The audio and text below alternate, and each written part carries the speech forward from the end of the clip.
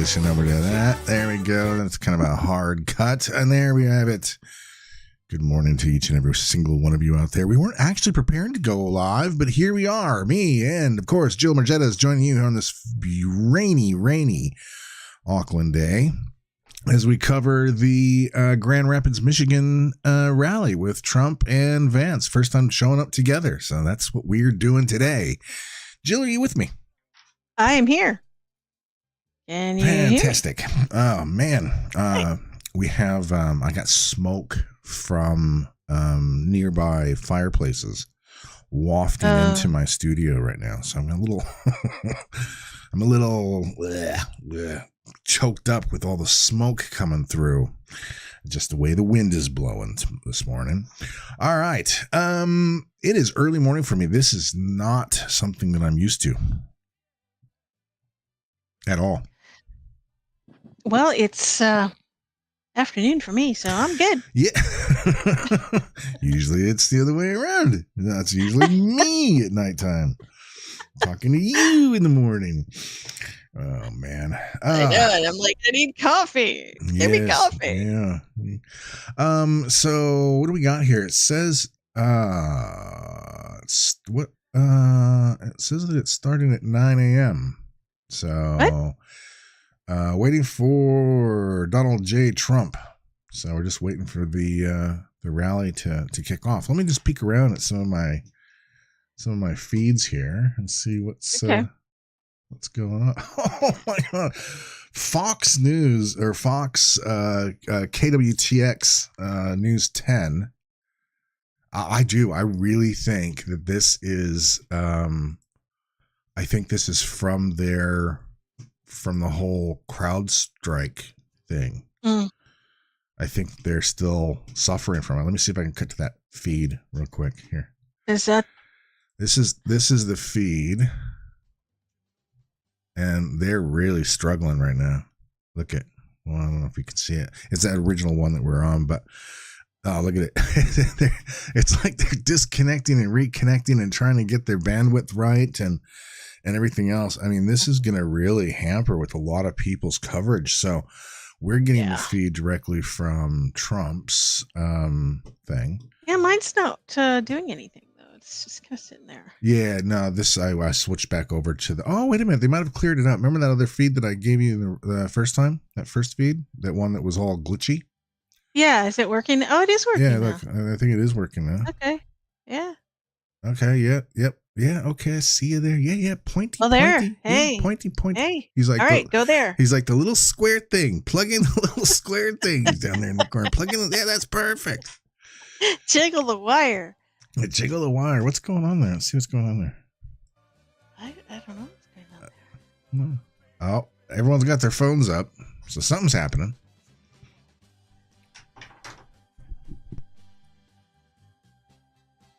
Oh, well, Elvis is playing. Yep. Good old the king, baby. Elvis has left the building. Thank you very much. All right, let's see what we got. Oh, but see, now this one I can make full screen. I just want to tell everybody, listen, if you want to get in on the conversation, because people like to call into shows, right? They like to take part. They like to say something. They like to what have you. If you go to my profile on X, right? And at the top, there's a pinned tweet. We also have simulcasting spaces at the exact same time.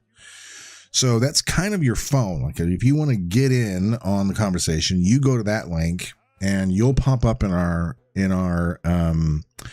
space and we can see you and you can put up your hand. You can request to talk. Oh, look at that. The alpha effect is just joined us in the space. So, and if you do join in the space, make sure that you mute the live broadcast. Because if you think about this, the live broadcast is your television, radio. The spaces is your phone. And the last thing you do if you ever call into a radio station, you always turn down your television or radio as you call in. Otherwise, you get echo, and we get echo, and all kinds of stuff happens. So, yeah, so that's how that works. So we got the live feed. What I would like to do is mix the two in one window would be great. But that'll be coming on our app when our app is up and running. Yeah. You didn't share that secret. That's cool. Yeah. It'll also give you the ability to get notifications when we're going live. All kinds of stuff. Oh, and we got someone in the chat room. Good morning, Linda. Number 22 has joined us. And look at this. We can transition over. Take a look. I'm gonna say hello. Good morning. Good morning. There you go. That should show up somewhere. There it is. Good morning from the Underground Daily. Woohoo! We're rocking and rolling, baby. I can't find the webpage. You don't know where is it? It's here somewhere. Where is it? It's all right. Where is it? I'll handle the chat. You handle the speakers. How about that? Oh, okay. How do I make him a speaker? I have no idea. This is the first time we've integrated. Okay, well, no, there is. I've got it all under control on my side. Don't you worry. I've got it. Oh, you the man. At a man. The control room is definitely hot and live and active. And I really like the fact that we can actually mend all this stuff together and give people all kinds of opportunities to communicate with us, which is great. Yeah, provided I can actually find the window.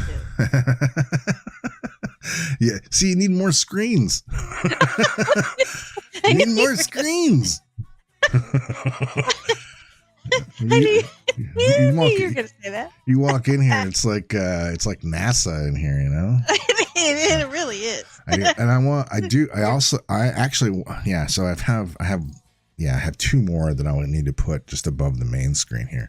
But it gives me the ability, because it connects to all the different systems, it gives me the ability to do amazing things like what we're doing now, integrating spaces with our live broadcast and recording all at the same time.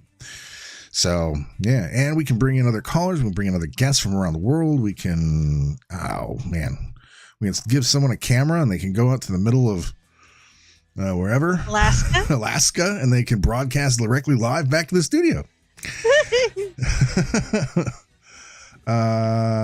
May not happen in a few months. Linda says, "You guys are so funny. I thought I was the only one who was unsure what buttons to press."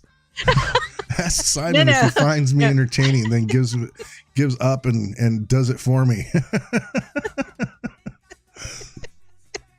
No, I am the queen of what do I do? I can't find my screen. So that's all right. When Simon can't figure out what to do, he calls me.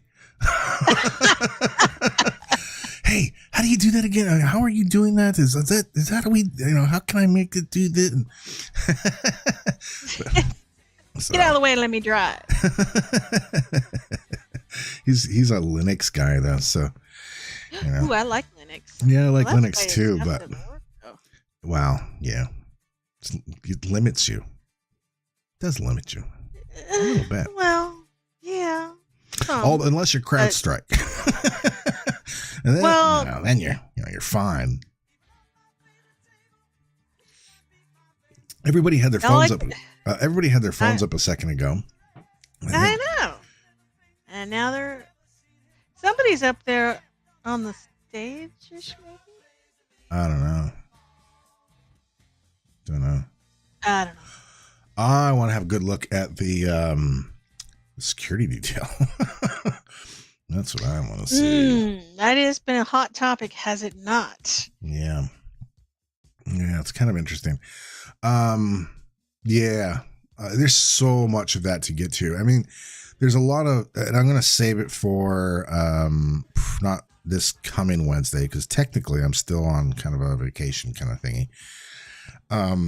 But whenever I come back and resume normal broadcasting, I've got a bunch of stuff to cover about the dude. Or dudette. The dude to do that. Looks like we got a little bit of a buffer on our feed. Oh, no, it's all clear. All clear. So I don't know. I mean, what time? Let's see. What did I go to bed? I went to bed about 1 a.m. Woke up at 6:45 to do this. Had two cups of coffee in me. Got water. Got smoke in the studio. And it is just pouring out, or it was anyway. I don't know if it still is. It's about ready to rip here, so I'll be joining you in the rain department. Yes. Soon. So this is a live feed of Grand Rapids, Michigan, and it's supposed to have kicked off. Let me do this. Let me just transition over there to us. Linda here is asking, what's happening? What's going on? Let me just have a little peek around here at some of my other feeds. Yeah, the main one from Trump has not activated yet.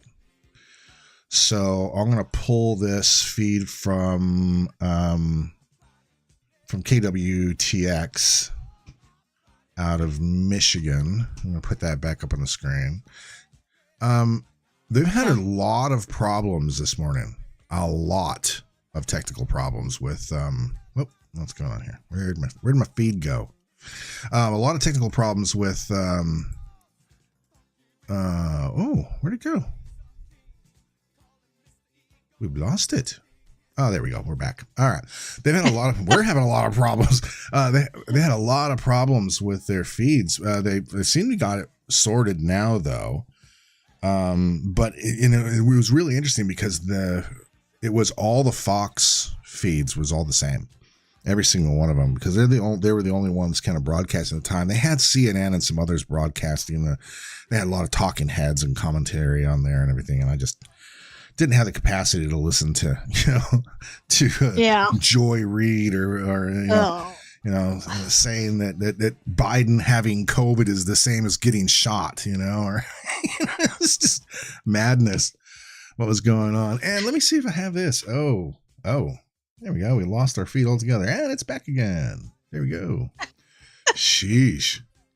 Hey, and you know what? Let's see. I can see, like on my screen, I can see exactly how good my stream quality is, recording, and all the data going up. I can see all that kind of thing. And then I've got monitors over here that I can monitor whether or not it's gone out or not.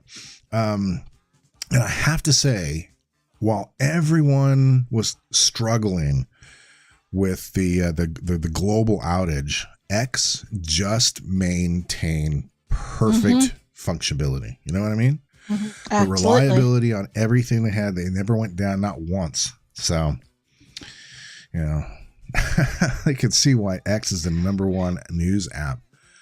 Good stuff. And when the events unfolded on the 13th, and people were just burning up the X feeds, it was solid. Yeah, definitely. It's impressive, really.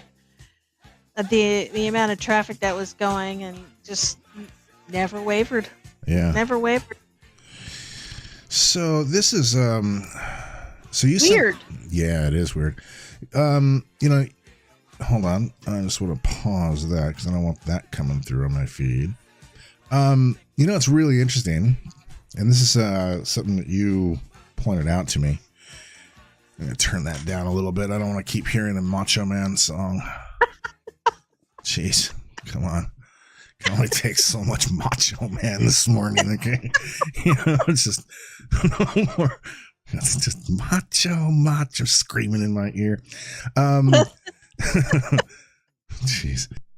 So hackers stole 6 months worth of call and text messaging records from nearly every AT&T cellular network customer. Oh, yes. Look. Oh, wait. Look at that. There we go. Let's see what they're saying. There he is. We'll shut up now.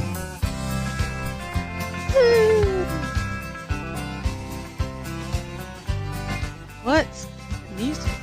Why don't we liberate? Yeehaw, baby!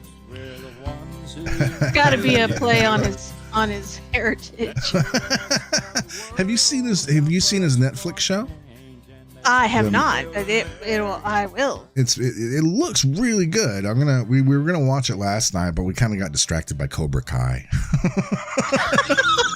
Oh yeah, because that's much more. Well, I wanted to watch Cobra Kai.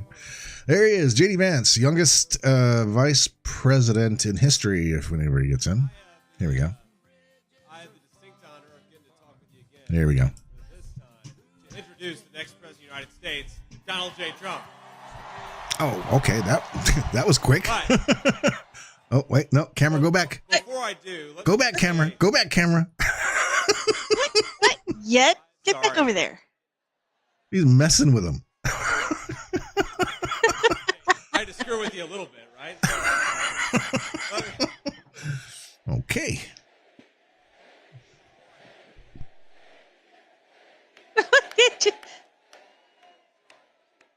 Too funny. How do you introduce the guy? Pretty much everybody knows everything about him. They know he was a great president, and we want to make him president again. But what I thought I'd say is, what are the qualifications you need to be a good president? Well, number one, you need to love this country, right? We've got a lot of leaders who don't love this country, but there are, frankly, if we're being honest, a lot of people who love this country you wouldn't want to make president just because they love the country. You need something else. And when I wrote my convention speech, and I wrote it mostly myself, had some help from some friends, but I was looking at the history of President Trump's engagement with his country, and one of the things that jumped out at me is if you think about the biggest mistakes we've made as a country, the things that have hurt my home state of Ohio, this state, Michigan, the most, you kind of run through the list of things. I'd start with What?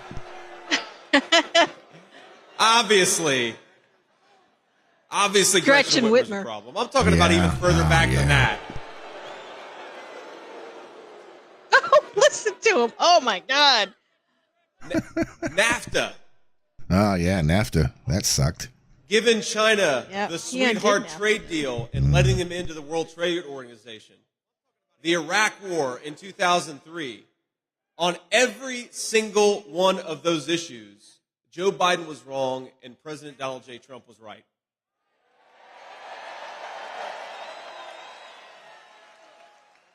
Even though he was a real estate developer in New York, he knew instinctively what this country needed and how to put the interests of the citizens of this country first. Now, we had a hell of a 4 years with President Donald J. Trump, didn't we?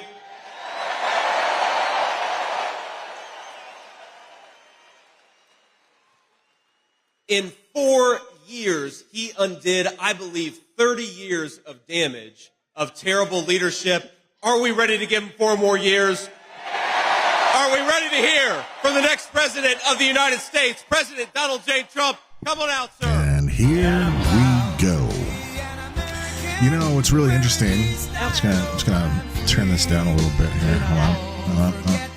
You know what's really interesting is that the Democrats tried to bog him down with scandal after scandal after scandal while he was president to hamper with him getting things done. But even during all of that, internal attacking of him and problem causing they made for him, he was still able to do exactly what Vance just said, overturn 30 years of bad policies. Imagine what he would have been able to accomplish if everyone would have just worked with him like a normal president. You know what I mean? Like, just, put the partisan stuff aside, and a little bit of partisans always, partisan division is, normal. But why didn't they just work with them? He could have got so much more done. So it'll be interesting to see what takes place. I mean, of course, we have to go through the election. Right. Got to get past that. Get there first. Yeah. So but if all the tea leaves are correct that everyone's reading, he'll get elected again in a landslide. No matter who they put on the ticket. The Democrats are infighting like crazy right now. We got AOC. Did you see AOC? She's going on. She's spilling all the beans, right? She's telling everybody what's going on behind the scenes, what's being said. She's the biggest leak.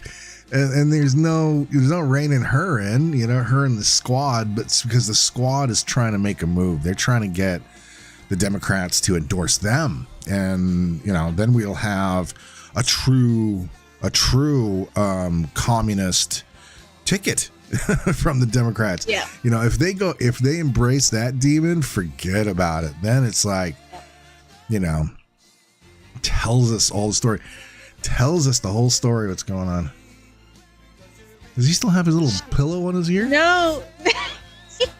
It does. It looks No. like it's like he got this world's smallest Mike Lindell pillow for his ear. You know, my pillow. Oh, at the convention they had the people were wearing them in the audience. They were dressed up like little flags.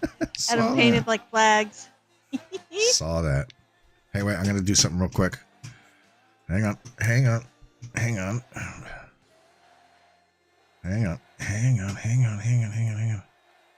Yeah, here we go. I still think he needs to wear a big gold hoop in that hole in his ear.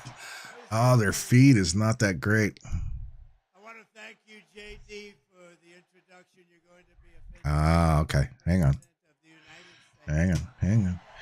Sorry. And you know, I chose him because he's Okay, we're for hanging. the worker. He's for the people that work so. JD, for the introduction. You're going to be a fantastic vice president of the United States. And you know, I chose him because he's for the worker. He's for the people that work so hard and perhaps weren't treated like they should have been, but they were treated that way 4 years ago, I can tell you that. But we're going to get it back bigger, better, stronger than ever before. Thank you very much. This is some crap.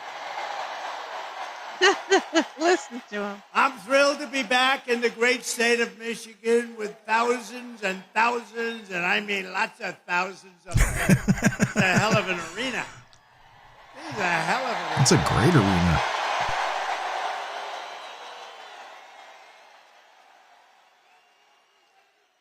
That's what you got to do. You got to get in and protect the vote. You got to join that, Jill. So we love. You know, they have crowds of people. You got to join, protect the vote. They go blocks and blocks.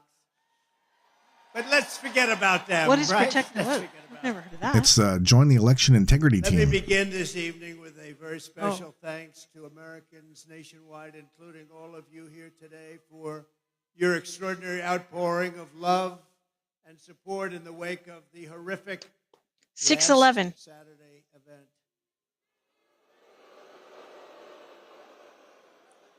And when you think of it, it was exactly 1 week ago today, almost to the hour, even to the minute. Yeah. I agree. Incredible. What a day it was. As I said earlier this week, I stand before you only by the grace of Almighty God. That's true. That's true. I shouldn't be here. I shouldn't be here. Maybe JD or somebody else would be here, but I shouldn't be here right now. But something very special happened. Let's face it, something happened. I want to thank Butler Memorial Hospital in Pennsylvania for the incredible job they did and service they gave, and all of the great citizens of Butler, Pennsylvania, and the surrounding area, and everyone else for the job they did and the love that they showed us all. It was incredible, actually. What a time that was. What a time that was. Nobody's seen anything like it. Hopefully they never will again. And they had cameras blazing. I guess it was different in that way, too, because we were right in the middle. All those, see, look at all the news back there. And they were all blazing. They were going. No. Your feed that you're watching is a little faster than ours. Because I've swapped over to the Trump feed. Let me also thank Congressman Ronnie Jackson. I'll send you the link. Congressman Ronnie Jackson for the care and treatment he gave me as an outstanding doctor, which he is. He's really an amazing guy. Where's Ronnie? Doc Ronnie's here someplace.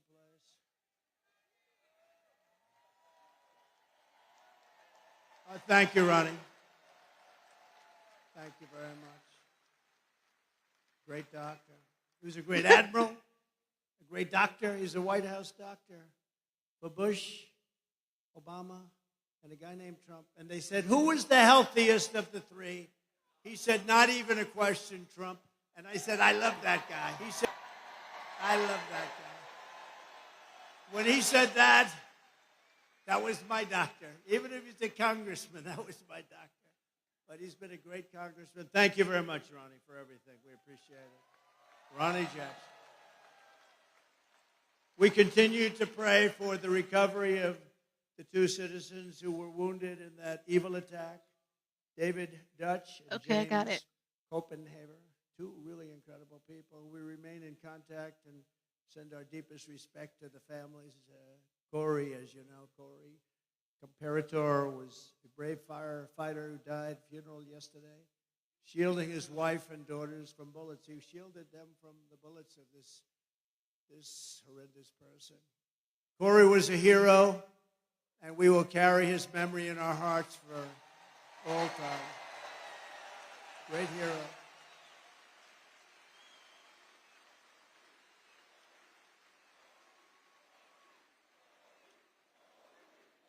That's great. And he was a big trumper, and we will never forget him, right? We're all together. We're all together. There's never been anything like what you witnessed the other day with the convention. I don't think there's ever been a convention where there was such unity and love. And Yeah, he's not wrong about that. No, not at all. fake news even said it that way. Yeah. I want to be nice. The fake news reported it correctly. There's never been such unity. Signal problems. Everybody did a great job, and the speeches and everything. It was just an incredible event. And I'll tell you what, Milwaukee was a fantastic place. This was a beautiful arena, and they did a really great job. And Wisconsin is going to vote for us because we spent $250 million. And when they go into the voting booth, they're going to say, we love this guy Trump. He gave us $250 million with jobs, and they're going to vote. Wisconsin's a very important state, as we know. But they really did. Wisconsin did a great job. Milwaukee, they did a great job, and the arena was fantastic. And it was just love. It was like a big, beautiful 4-day love fest. There was no fight. There was no fight, no screams, no shouting. No getting No that guy riots. off the platform. And Yeah, right. We had the Hulkster with us, right? How good was he? Yeah. How good was the Hulkster? He Kid was Rock called, awesome. He said, I He want to was. get, Kid Rock is big, and he wanted to get down, and he did an unbelievable job. He was great. But all of them, everybody. We had so many great people there. It was really an amazing thing to see, and it was really something I don't think there's ever been. A lot of people report. I think it was either party. There's never been anything like it. And now we have something coming up where they're going to go for the convention, and they have a couple of problems. Number one, they have no idea who their candidate is. That's a problem. But we'll see. Hopefully they get it worked out. Sort of interesting. This guy goes Guy's and he got a gets hell the of a votes, sense and of now humor. They want to take it away. That's democracy. They talk about democracy. Let's take it away from them. But now we go forward as one movement, and really we have a very special group of people, like the people here. You people built this country. It's one movement, and we're more united, determined than ever before. We've never been so determined. Bad things happened last time. We're not going to let them happen this time. Bad things happen. We will never stop working to deliver a magnificent future for our people, and together we will fight, right? Yeah. And we will win. You see that win, guy's win. shirt in the background? Win.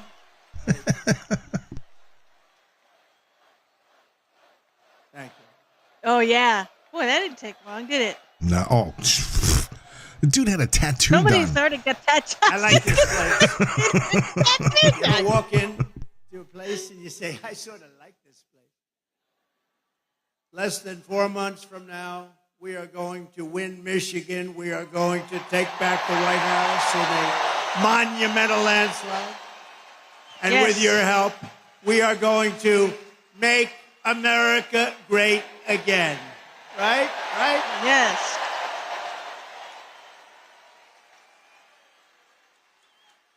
At our convention on just a little while ago in Milwaukee on Thursday, It was my tremendous honor to officially accept the Republican nomination for President of the United States.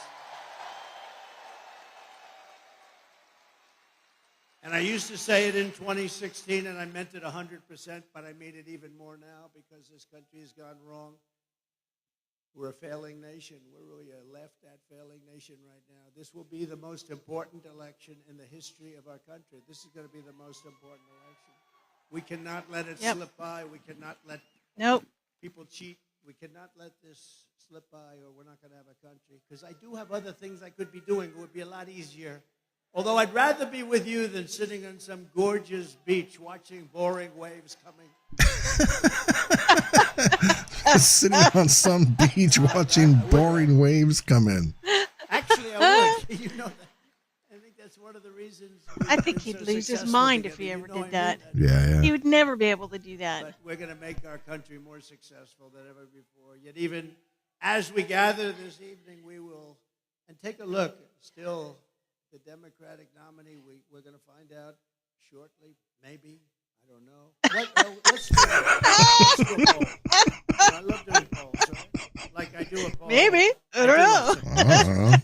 That's what the whole world's saying. Well, I don't know. Would you like America first, or do you like them both? I like them both, right?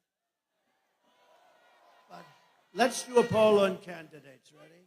So I'll go.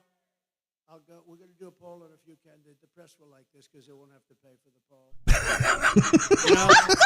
You do these crazy polls and they charge you $250. Look, there's Mr. Wall. This guy is the greatest guy. This guy. He must have a lot of money because he's at so many different rallies. And he was at the one that was a tough one, wasn't he? That was something. You were right up in the front. You saw that. That was something. We're going to do a poll. He's got to be talking to the brick suit guy. Nice poll. Yeah. Right. Who's your favorite candidate? He was right in the Who front. would you like? Let's do it. Who would you most like to run against? Because, you could say, who's the best candidate? We're saying, who would you like to? We'll start with Kamala Harris, and then we'll go, and then we'll go to crooked Joe Biden, and then we could possibly discuss a few. So who would you like to most run against if you're us, if we want to win? Ready? Kamala Harris, crooked Joe Biden.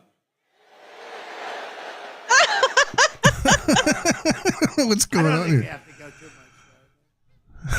much. Right? Well, you have a terrible governor here who did a terrible job. Damn. I'd like to run against her, actually. So she's one of the 20 that I mentioned.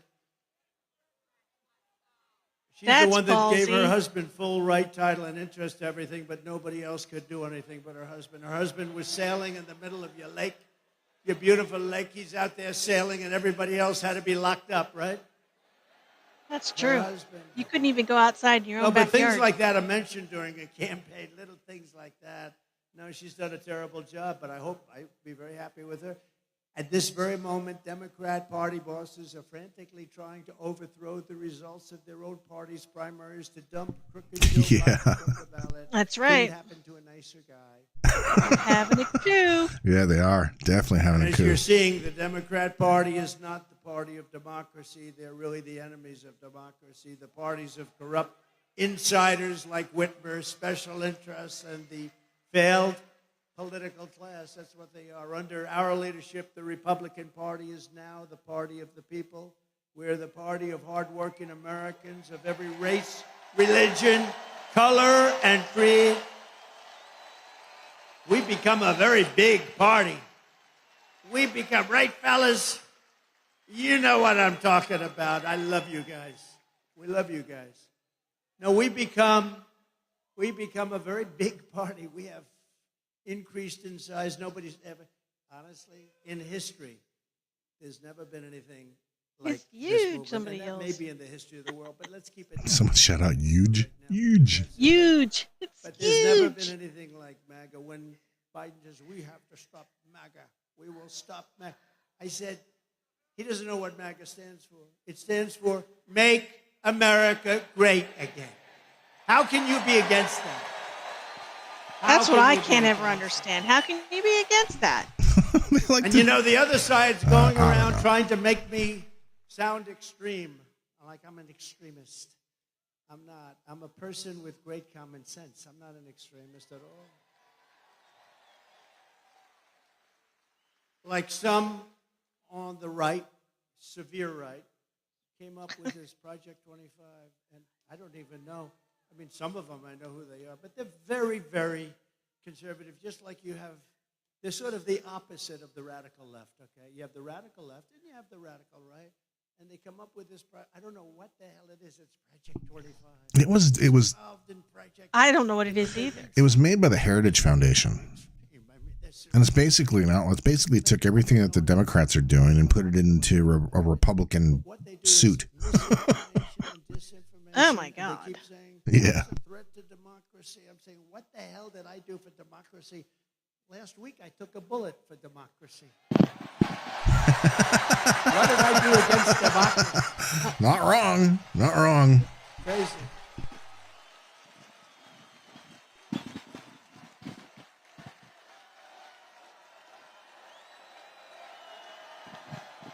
Hello, Chris. He's got a hell of a sense of humor. Here's our great campaign, man. Chris, are you having a good time? Look at him. He's back there, cool as a cucumber. So far they're giving us great credit for the best run. Probably had about 12,000 cups of coffee in the past week. we got some stream issues going on. It seems like. Try doing We're back on again. We're going out to several different places at once, so it's all good. It's all good. Thank you very much. Great job, Chris, Susie, the whole group. We have a great group of people. They love this country. They want to save the country. That's what we're doing. With your vote in this election, the Trump administration. By the way, I made the right pick. He's so great. They were all good. Democrat senator. They were all good. But advertisement for the Democrat Party saying "Make America Great Again." But the Trump-Vance administration will begin rapidly reversing every single Biden-Harris disaster starting on day one.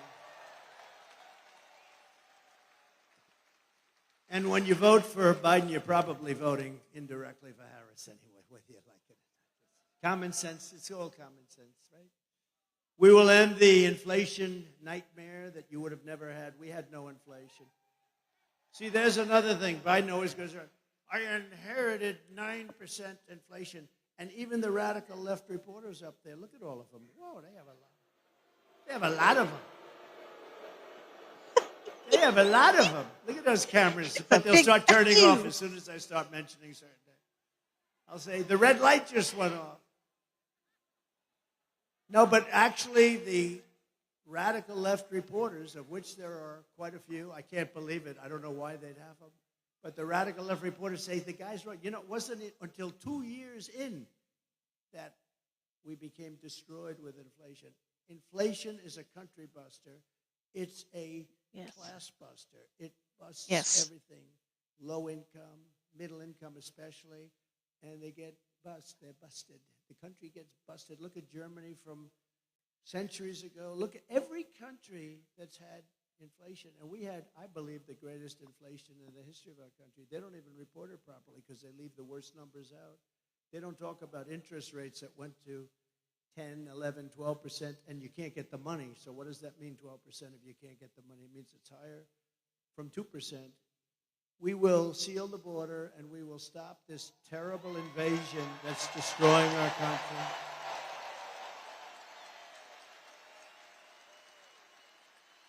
We will crush migrant crime. We're going to crush migrant crime. Oh, we have a new form of crime now. It's called migrant crime. The only good thing about these migrants coming in is they make our gang members and criminals look like the nicest people you've ever met. These people are much not wrong. From all over the world. Yeah. We're going to return law and order to our streets and restore patriotism to our schools. We gave you already the largest tax cut in the history of our country, larger than the Reagan cuts, but now we will give you an additional tax cut, a number of tax cuts that will make it. We took in more money after the tax cuts than we did prior. We took in billions and billions of dollars more after the tax cuts that we did. We had the greatest economy in the history of our country. Everyone knows it. We're going to slash regulations. That's what created all of those jobs and gave them bounce-back jobs. You know, they're called bounce-back jobs. After COVID, they bounce back. Everybody knows that. When you have something like COVID, which rarely happens, but when you have something like that, they're called bounce-back jobs. And we're going to bring down energy prices very rapidly. It was energy that caused the problem and their stupidity. And we're going to bring it down very quickly. Your energy bills will be cut in half, at least cut in half. Hallelujah, Some amen. sections, like in New England, I'll be able to cut their energy by 60, 70%. It's absolutely crazy what has happened with energy. We buy the oil from Venezuela. They used to be our enemy. I don't know. We buy from Venezuela. It's not really oil, it's tar. And you know, there's only one refinery in the world that can do it. It's very heavy, horrible stuff. It's garbage. It's tar. You lift it. I said, that's not oil. We want light, sweet, crude. We have the best oil. We have the best everything. We go to Venezuela. Right. You know where they refine it? In Houston, Texas. It's the only plant in the world that can refine that stuff. That's so true. We go to Venezuela. We pay them a fortune. We take that dictatorship. We make the dictatorship wealthy. These people don't know what the hell they're doing. They're incompetent. They're grossly incompetent. The biggest threat is because we have incompetent. That's the threat to democracy. It's a threat to our country. We have incompetent people leading our country, grossly incompetent people. Because they don't care about the country. They care about lining their enemies pockets. will fear us. Well, the United that's- States will yeah, again dead on that command the one. respect that it deserves. Viktor Orban, the very powerful leader of Hungary, said when asked what happened with the world that's falling to pieces, there are wars all over, he said, bring back Trump, it'll all end. It all ended. We had no problem in the war.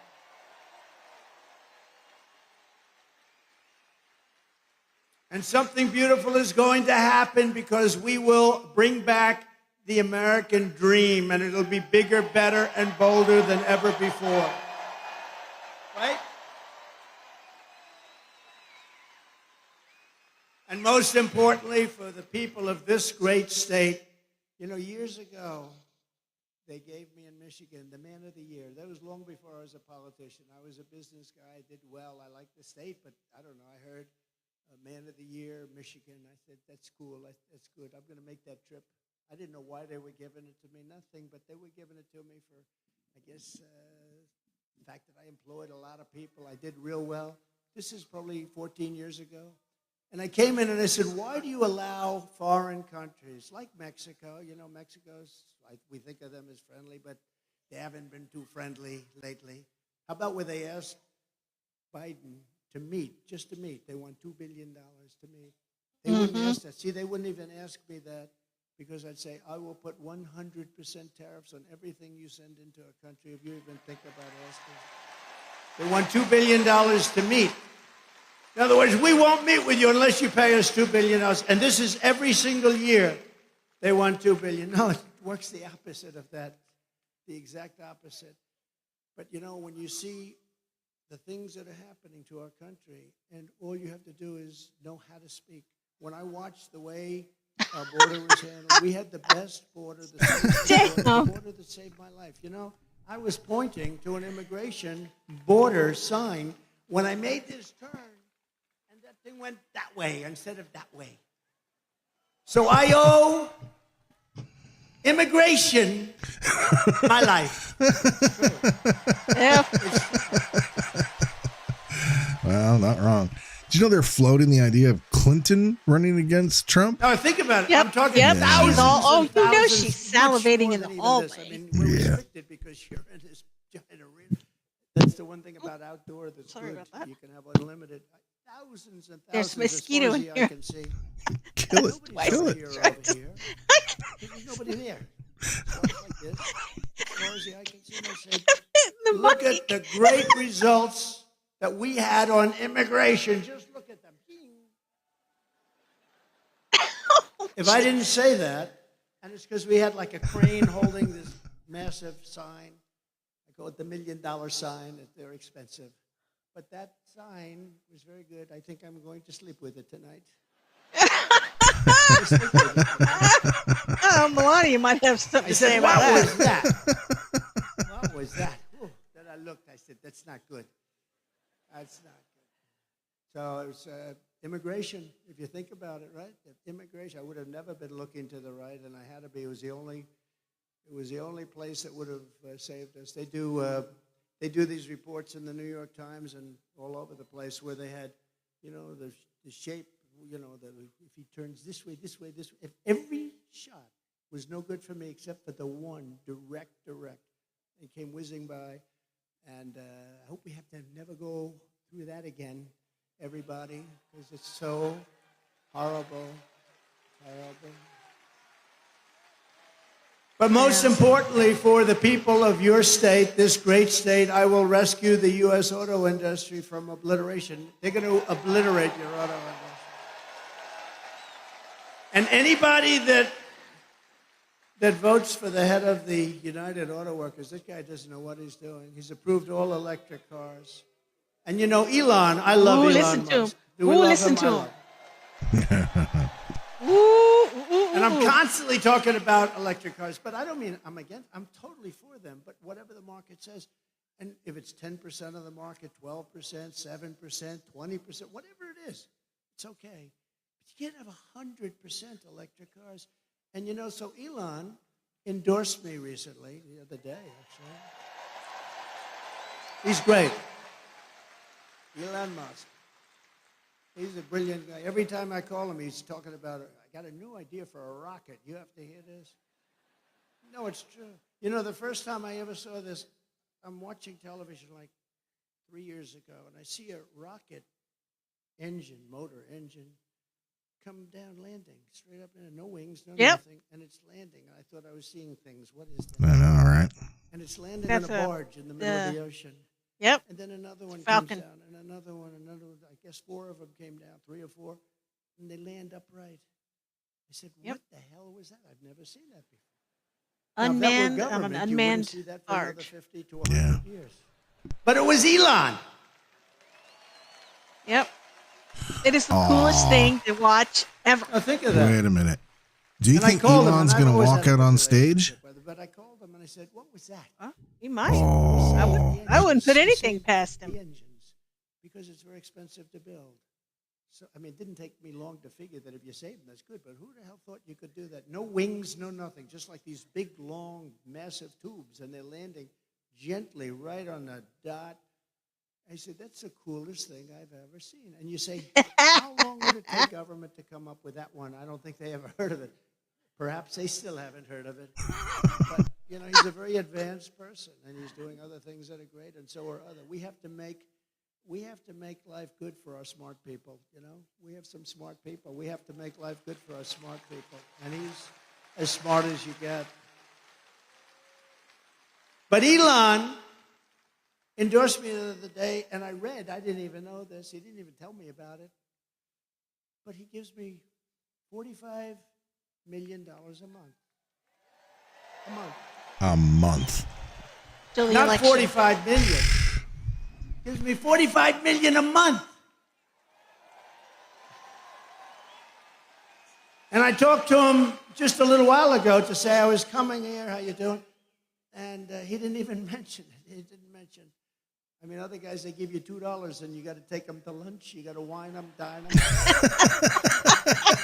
He's a great guy, he really is. But, he's never mentioned to me, why are you hitting the electric cars? Because he understands I'm not hitting it. I think it's incredible.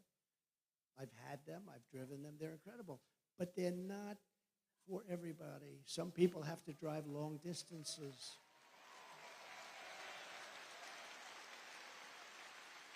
And they tend to be more expensive. And, they'll probably be made in China because China has all of that material. Oh, there's the guy that I stood up here. Are you the same guy, the same muscles? Look at that guy. Are you the same guy? Yes? No kidding. It's pretty good memory, right? Unlike somebody else that I happen to be running against. You wouldn't. Come on up. He's getting the guy up there. I got to get this guy. This guy was central casting. Look at him. Look. Oh, I think he was standing on a box. That was the only thing. I said, come on up here. Don't hurt yourself. Can you get him up? I like this guy. He's a serious union guy, a United Auto Workers. You look at him get over there. It's okay. He does not carry guns. He's not. Come on up here. Look at him. Look at the shape he's in. Does not carry guns. I'm glad to see you. Outstanding. Glad to see you. I'm glad to see this guy. I told you we're going to get 85 million of us out there to vote for him. So let's go home from this rally and do our part. Wow. Look at that. Well, of course, Trump's like 6'5". Look at the arms on him. I may have height, but his arms are definitely more powerful. Look at that guy.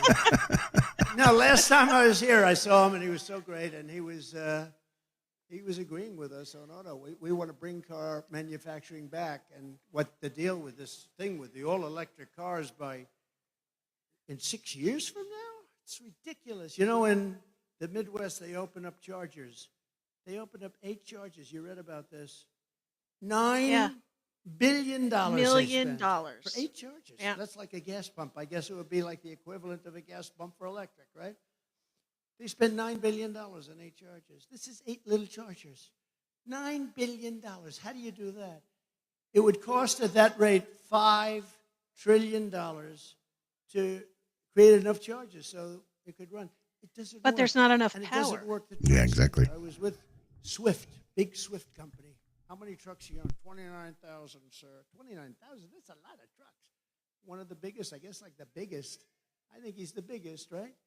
And he said, they want to destroy our business. They want us to go all electric. I said, so what's wrong with electric? I said, if you take a big, beautiful, like Peterbilt or one of the great manufacturers, how many times would you have to stop from New York to Los Angeles? None, sir. We go right there. We have some left over. Really? That's with diesel. I said, what about if it's electric? We have 6 to 7 stops, about 3 hours each. So immediately he's saying, that's not working too well. He said, but there are other problems. He said, the truck is so much heavier that you'd have to rebuild every bridge in the country. That doesn't sound too good, right? And then the third thing, he said that the battery is so much bigger than a tank, a big tank for the diesel, for the gasoline, but the diesel mostly. It's so much bigger that most of our payload would be holding batteries. In other words, we wouldn't have any room for the product. So let's say you hear those 3 minor details.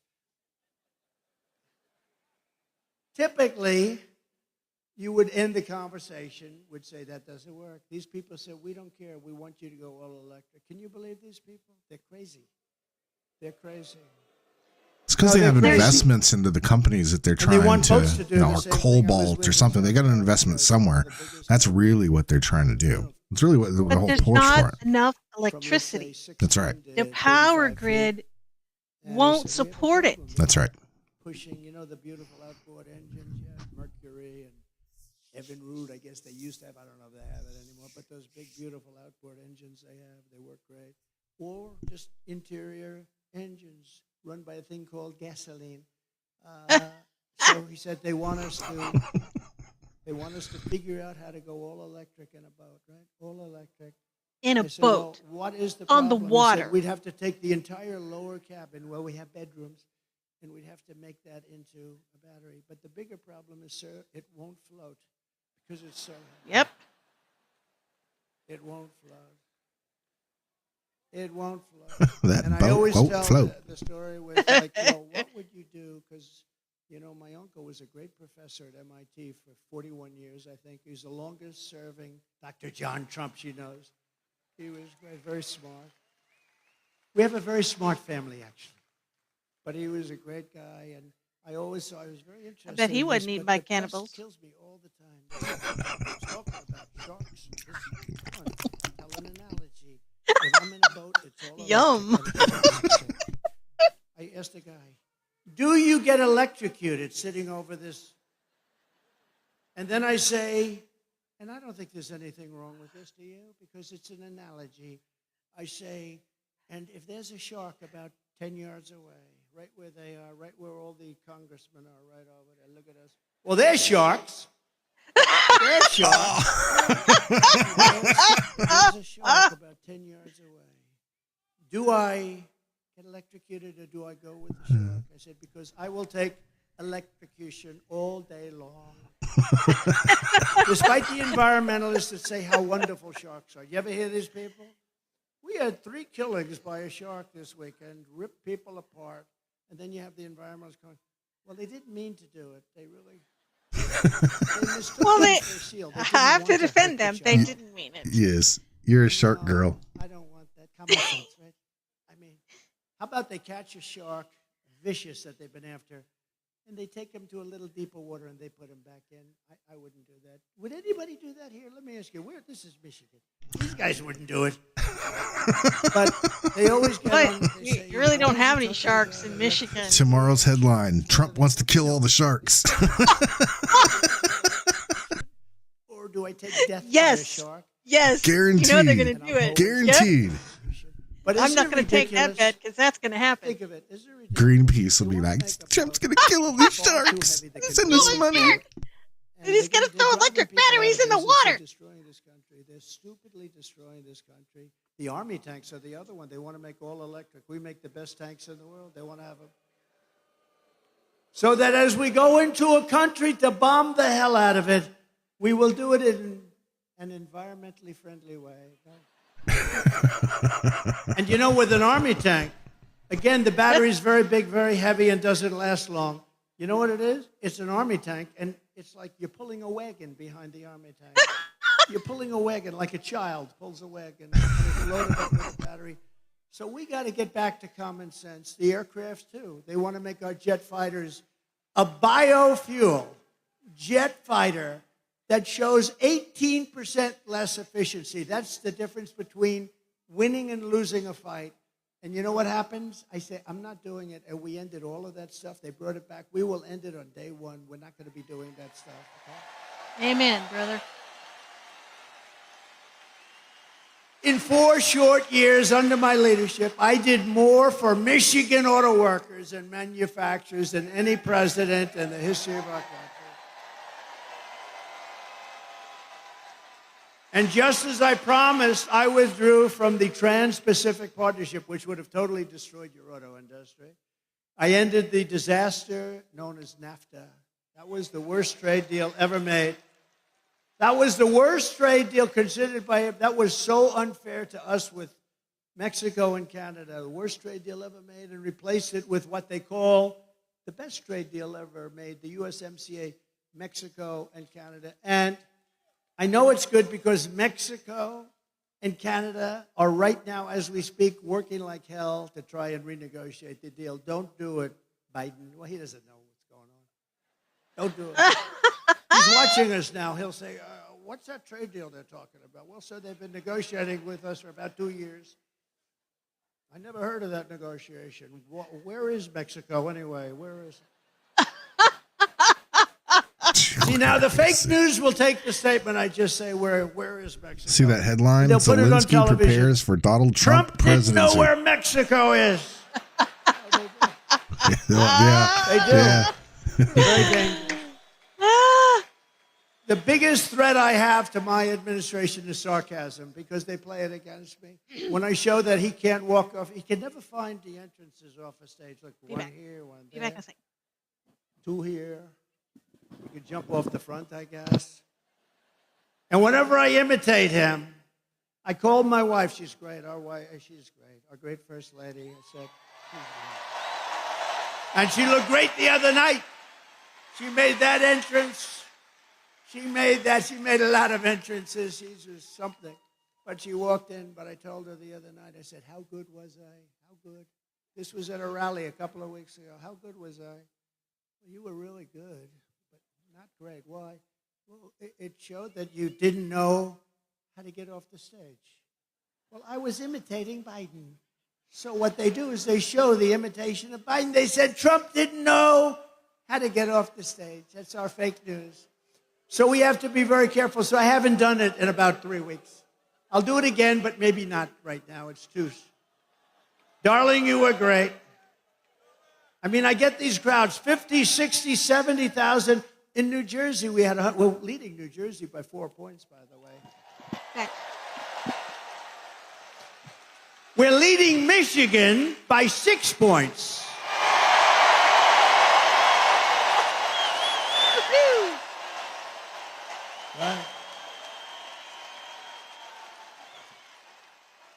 And a report just came out. Actually, we're leading everywhere and nationally, and that we have to keep it that way. Got to make sure they don't cheat. Too big to rig.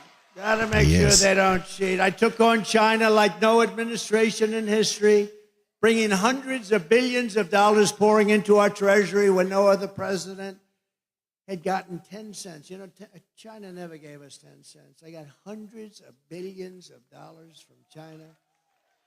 And I got along very well with President Xi. He's a great guy. He wrote me a beautiful note the other day when he heard about what happened. And he wrote me a beautiful, most of the leaders do. You know, a lot of them didn't like what I was doing to them, but they also knew it was about time. The jig was up, right? It was about time. But they wrote me, almost all of them wrote me notes. It was nice. Now I have a good relationship with all of them. The media's going to say, Trump thinks Xi is a good guy. Oh, yeah. They're getting all kinds of sound bites out of this. They're going to mesh them all together. Trump doesn't know where Mexico is. He wants to kill all the sharks, and he loves China. You know. I used to tell him, why don't you do something else? All he wants to do is buy nuclear weapons and make them. I said, just relax. Chill. You got enough. You got so much nuclear weapons, so much. I said, just relax. Let's go to a baseball game. I'll show you what a baseball. We'll go watch the Yankees, or we'll come watch Michigan at its home opener. Okay? How about that? Are you going to have a good team this year, I think, right? Pretty good. I heard good, but who the hell knows, right? Guy drops a pass, that's the end of that season. It's a risky business. I proudly imposed a 27.5 tariff on all Chinese auto imports to keep China and Chinese cars, keep them out of America. You don't sell a lot of Chinese cars in here because of what, and if you did, it'd be fewer cars that you made. We're going to bring back the auto industry we're going to bring it back. We're going to have them. If they want to come in and sell us cars, they can, but they have to build plants here, and they have to hire our workers, and that's fine, and nobody can say anything about it. Under the radical Democrat policies, the U.S. auto industry is being decimated. You know, we lost 64% of our industry over the years, 64%. We were a giant. And now a lot of them made in Mexico. Mexico's taken 35% of the auto industry. And we did something very strong. With Mexico. But, you know, when I was building the wall, I said, you have to give us 28,000 soldiers. And they laughed at me. I hate when people laugh at me. I hate it. No, it's so disrespectful. They laughed at me. We won't do that. Why would we do that? I said, because you have to. We're building the wall. People are flowing in through your country. We want 28,000 soldiers to protect us while we're building the wall. They said, no, no, no. And then they said, after I said, look, here's the story. If you don't do it, we're going to charge you a 25% tariff on every car that you send into America. And then it's going to 50% next month. Then it's going to 75%. And then it's going to 100%, and then I'll stop. And the gentleman representing the president's a great guy. He's no longer president, but he's a great guy. He was a great guy, still is. But he said, I'd like to discuss this with the president. I said, 5 minutes, I got to go. I have something much more important to do. And he came back, he said, Mr. President, we would love to give you soldiers to protect your wall, free of charge, of course. That's how I got those great numbers on that beautiful, beautiful graph that we talk about. They gave us everything I wanted. I got everything from Mexico, and then this stupid person, low IQ, he's a low IQ individual. Take his IQ. I guarantee you it's in the low 50s or 60s. Ouch. And he's negotiating. Miss Ward has joined us in our space. Hi, Miss Ward. Hello, Miss Ward. He was going to do something very bad to our country. I said, that's okay, you can do it, but I'm going to put a 100% tariff on all wines and champagnes that come in from France. He said, no, no, no, Donald, you cannot do that. I said, I'm doing it. Donald, you cannot do that. That's not fair. He's going to charge our companies, American companies, 25% for doing nothing, for being in France. Big deal, right? Big deal. So I said, okay, that's all right. I'm charging you 100% tariff. I gave it to all my people, Mnuchin. They won't do it. They won't budge. I said, they'll budge. I called them up. And I talked to the president of France. Emmanuel Macron is a nice guy. I said, but he's, he likes France. I like Not the a nice USA. guy. Does that make sense? I said, Emmanuel, it's so nice to talk to you. I understand you're going to charge our companies 25%, Emmanuel. Yes, Donald. It was approved by whoever the hell approves the parliament. Whatever the hell they have over there, they were going to approve it. It's been fully approved. Yes, I'm so sorry. I said, well, that's okay. You can add approve, but here's the story. Starting tomorrow morning at 7 o'clock, every bottle of wine and every bottle of champagne that's shipped into the United States is going to have a 100% tariff on it. No, you cannot do that. That is not fair. I said, it's not fair for you to charge our companies 25%. He said, you cannot do it. I said, I'm signing the papers now. I'm signing the papers now. No, we would be delighted, Mr. President, to take that tax off. We have decided to take it off. It'll be off by tonight, sir. It'll be off by tonight. Play hardball. And it was off. That's right. You think Joe Biden does She's that? raised her hand. He doesn't know what the hell he's doing. Their policies are no good. Remember, whether it's Biden or anybody else, they want open borders. They want all the same stuff. So it's like, But hang on. He's pretty bad, I tell you. Hang on. Can you imagine these killers? These are sharp. The press gets angry. They said, is President Xi of China, is he a smart man? I said, no, he's a brilliant man. He controls 1.4 billion people with an iron fist. He makes guys like Biden look like babies. They don't even know whether they're coming or going. Yes, the next day headline, Trump calls him brilliant. How dare. No, okay. Let's say he's not a smart man. Okay, whatever makes you happy. No matter what you do. I say, he's a brilliant man. They went crazy because I called him brilliant. So I'm just going to have to say. Where'd she go? He's okay. Oh, she left. Oh, I was just going to. I saw a hand wave. So. I was just going to bring her in.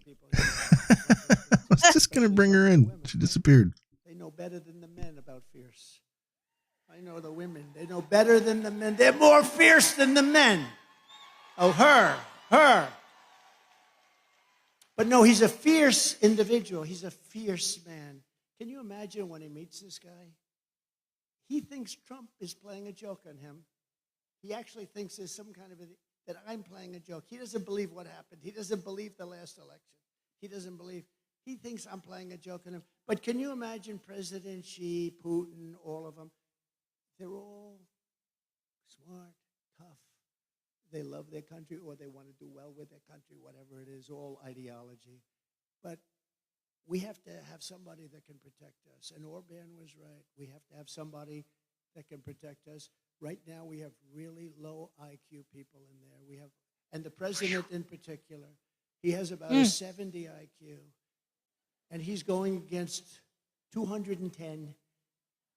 And it never works out. It never works out. When I'm back in the White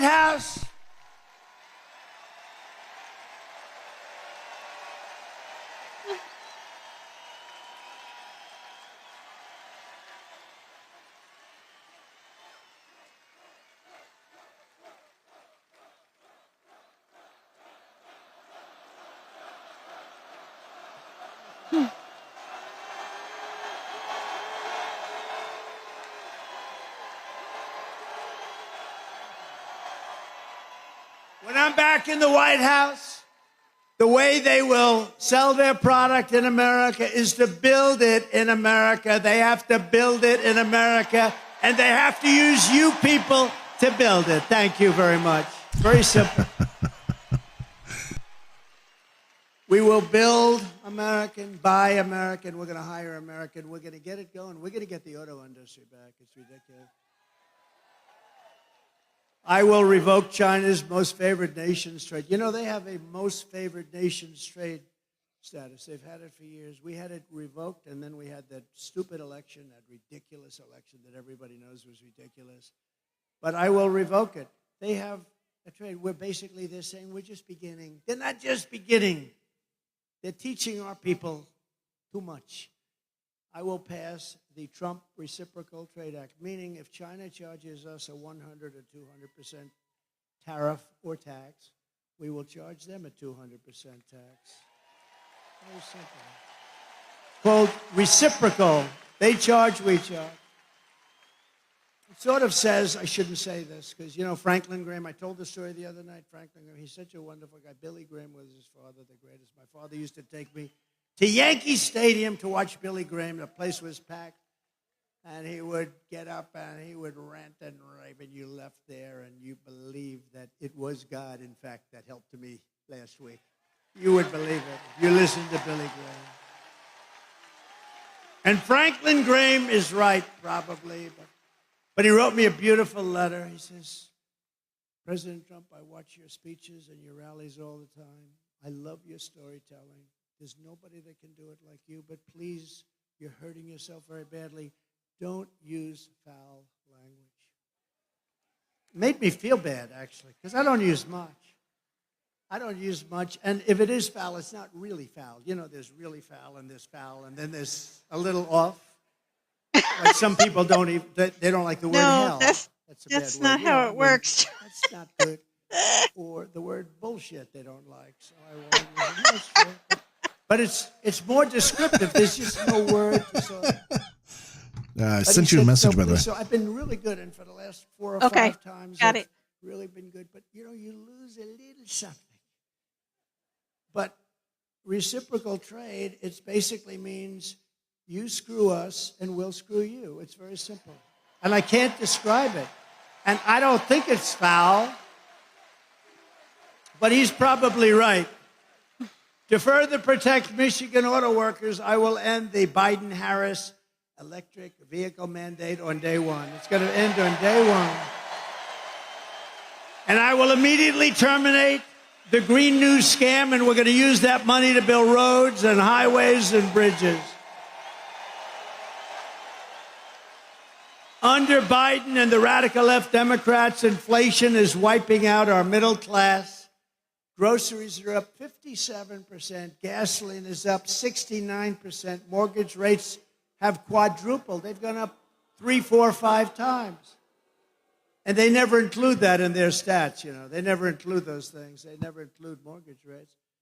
And you can't get the money anyway, so what really is the number? And since Democrats took over, total household costs have increased by an average of $28,000 per family. Think of that. Under my leadership, we will throw out Bidenomics, and we will replace it very simply with Maganomics. Maganomics. Maganomics. Woo-hoo!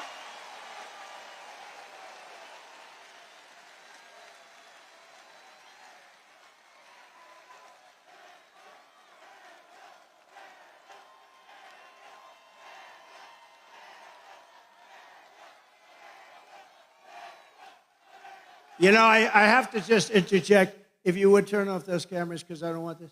See the screen up there of me? That's very severe, that comb over. That's a severe sucker. What's with that one? It looks okay from the other side. But that is very severe. I apologize. Man, I looked up there. I said, whoa. Look at that. Wow. That's like a work of art.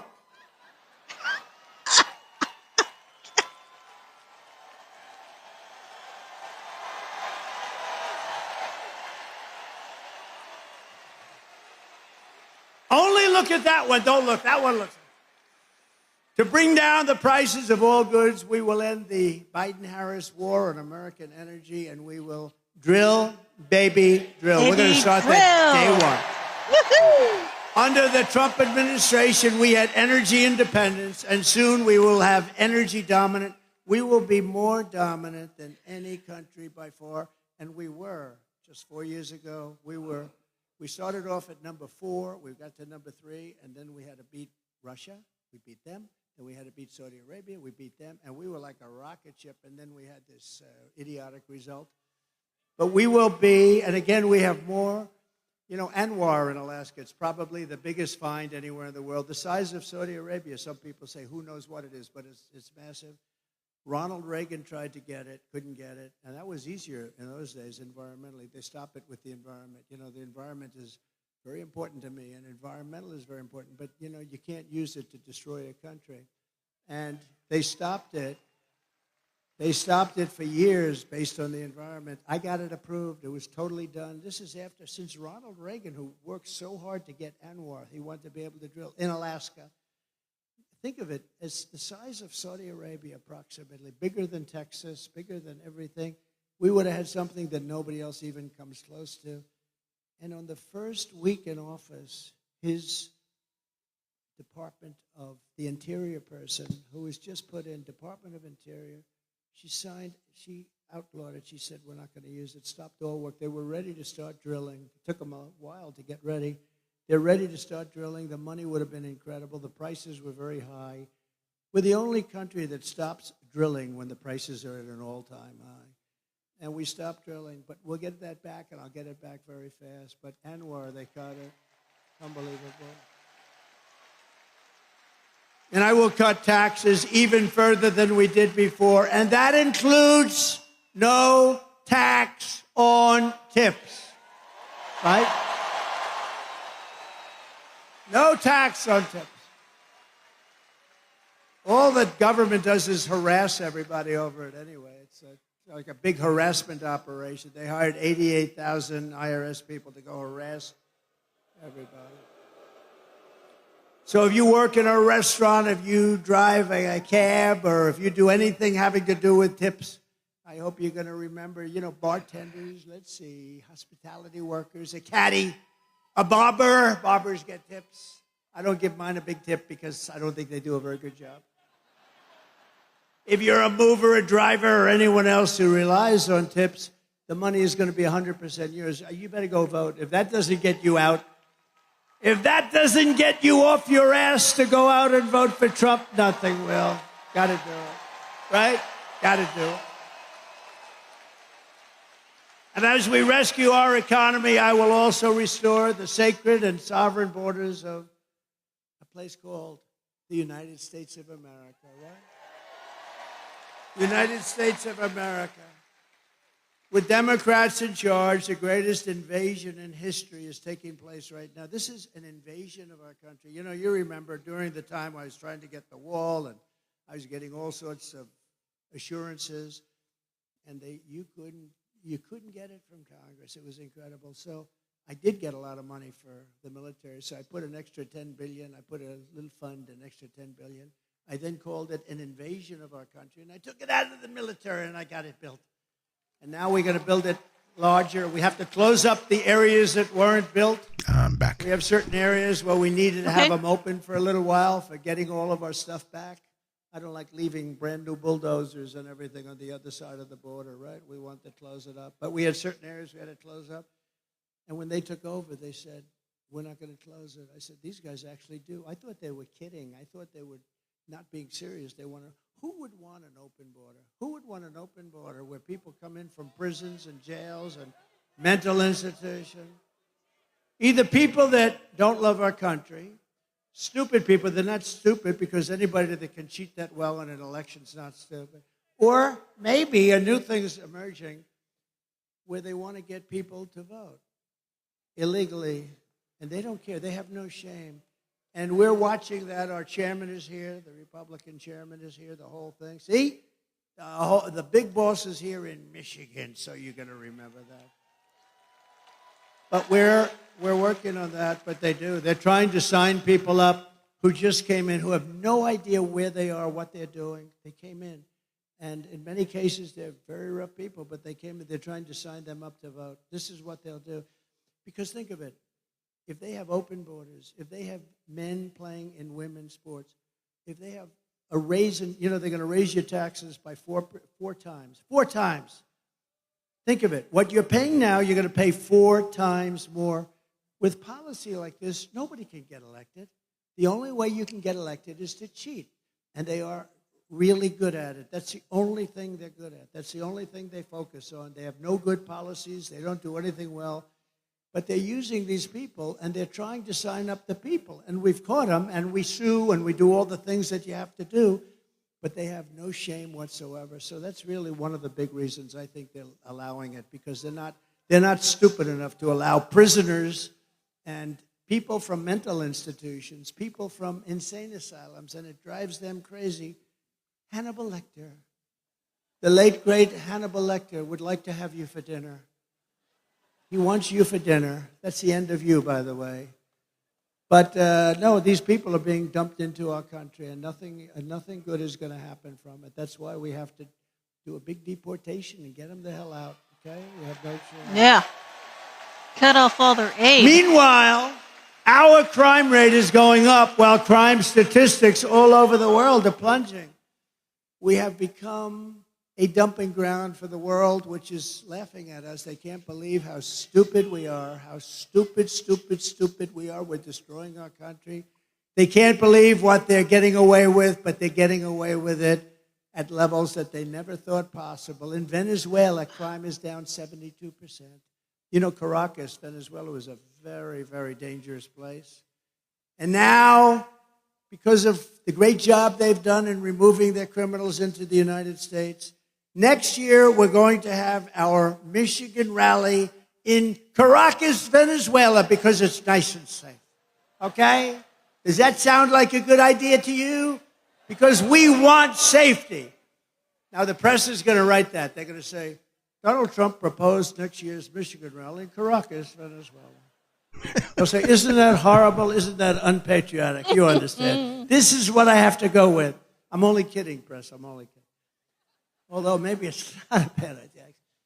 So El Salvador is an interesting one because I know the president. He's a young guy, and he's been getting this great press that his crime rate's way down. And they're training their criminals. Well, you don't train criminals, okay? You know, maybe every once in a while you get lucky, but you don't. So in El Salvador, murders are down 70%. He's saying, yes, we're teaching. He's different. Most of them just say, well, the United States is stupid, so we're dumping all our criminals there. He does it differently, smart, because we're working with our people that are causing problems and crime. And he's not working with them. He's dumping them in the United States. And their crime rate, their murder rate is down 72%, 73%, and going up.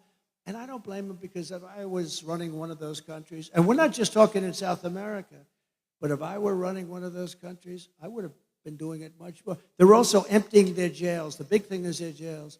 Those jails were packed. Now all of a sudden it's like, oh, isn't this wonderful? They're doing such a wonderful job. They're dumping their criminals into the United States of America, and we're not going to take it anymore. Stupid people. Stupid people. Yep. Because he's from New York. Headline on Drudge right now. Why is Donald Trump... You're not going to teach a criminal not to be a criminal. Not going to happen. Why is Donald Trump so fixated on And you don't have Hannibal the time, you don't have the energy, because you have to do other things. God. That is why, as soon as I take the oath of office, we will begin the largest deportation operation in the history of our country, even larger than that of President Dwight D. Eisenhower many years ago. He was a big deportation person. Under the radical left Democrats, Michigan communities are being overrun with migrant crime. You know that better than anybody, right? Does everybody agree? It's being unbelievable. In Oakland County, criminal squads of illegal alien gang members are hiding in the trees and breaking into Michigan homes after dark, looting them for jewelry, purses. They're taking the women's purses right out of their bedrooms. Electronics, cash, they're stealing, they're robbing the houses. Earlier this year in Kent County, does anybody live in Kent County here? Sounds good to me, but you're not going to like this. A sadistic, illegal alien, of which there are many criminals, was sentenced for executing a 22-year-old Grand Rapids woman while she was in her car with her 1-year-old baby, shooting her at least 5 times with a rifle at point-blank range, while the killer was wanted on an outstanding warrant for attempted strangulation of another woman. When I return to the White House, we will stop the plunder, rape, slaughter, and destruction of our American suburbs, cities, and towns. We will shut down deadly sanctuary cities. We're not going to have them anymore. And we will shift massive portions of federal law enforcement to immigration enforcement. We're going to get the bad ones out. We're going to get them out immediately. It's not going to take long. We're going to rely on law enforcement, and we're going to give law enforcement back their dignity, respect, and power so they're allowed to protect you.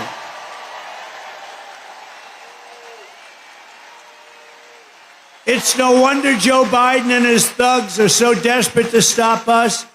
They know that we are the only ones who can stop them. We're the only ones. You know, we talk about Biden like he's a feeble old guy, and he is. He is. But it's the people that surround him. I mean, he's perfect for them. This is the fascists and communists and some bad people surround him. I know just about all of them. I can tell you about all of them. Did you hear about our big victory in Florida last week? Did you hear? We won the big case. We're going to take down Trump. We're going to take down Trump. No, when you have a great court system, when you have honorable judges, people that really love the country, good things can happen. But we won that case in its entirety. That was the one that's going to take them down. They've been saying that for, 8 years now, right? And here we are leading in every poll. We got to get it close. You got it close. You got it close. We don't want to talk too much. I always say, if we win, because I don't like saying when we win, because they cheat like hell. He's going to turn around and say when we win. Guaranteed. Yep. Yep. 4 months, but you know what 4 months is in this racket? Like an eternity. 4 months is like an eternity, but we're leading by a lot, not just by a little. We're leading every state, every important swing state by a lot, and we're leading nationally by a lot. But we got to get it close. The radical left Democrats rigged the presidential election in 2020, and we're not going to allow them to rig the presidential election in 2024. We're not going to allow it.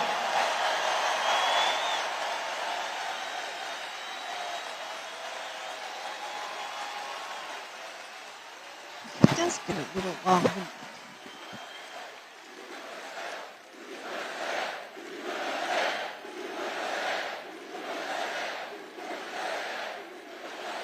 Every time the radical left Democrats, Marxists, communists, and fascists indict me, I consider it a great badge of honor. You know, I've been indicted more than the legendary Alphonse Capone, Scarface. That's true. He's been a shot. tough man. He's See got right felonies. there? Ultra MAGA. He's You're more black ultra than MAGA. most He's black tough as people. hell. If Alphonse didn't like you, you would be in the foundation of a building. I'm going to get in trouble for that. But that was actually a joke that was done by a black guy. I got indicted more than Alphonse Capone. Think of it. My parents are looking down. I had wonderful parents. They never saw this for me. They never saw, let's see, I'm voting for, I don't want to even read that one. Thank you. Thank you. I appreciate it. But I'm being indicted for you. Don't worry about these fake indictments. These aren't indictments. These are Biden indictments. These are a sick, weak, pathetic man who can't run an election. So he indicts his opponent thinking that's going to win. And in many cases it would. You know, third world countries do this a lot. Banana republics do it a lot. We've never done it. And we're going to teach them why they can never do it again. Because it's actually hard to believe. It's actually driven our poll numbers way up. And then we had the debate. Did anybody watch the debate? Poll. Who won the debate? So Biden? Good. No. Or Trump? Poll, free poll. I just saved $300,000. Isn't there something these pollsters, I have Tony Fabrizio and McLaughlin back there. I got to be careful. But I just saved $300,000 doing that poll. They interview 97 people have been interviewed. And Trump is leading by a little smidgen. I got 25,000 people here or something. They got so many people outside. I wish we could include them. I'd love to get them in. Would anybody like to leave now and let the other people? People are like, nope. That's not nice. Never forget, our enemies want to take away my freedom because I will never let them take away your freedom.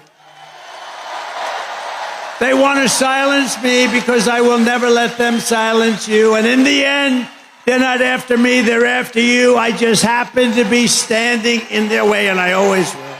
Right? I always will, fellas.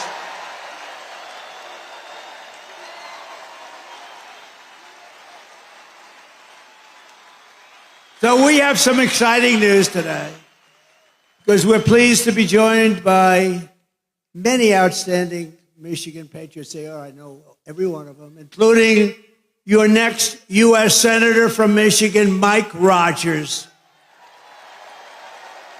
And Mike is just as adamant as me. He'll vote to stop the invasion, end inflation, halt the outsourcing of Michigan jobs, and bring back the auto industry.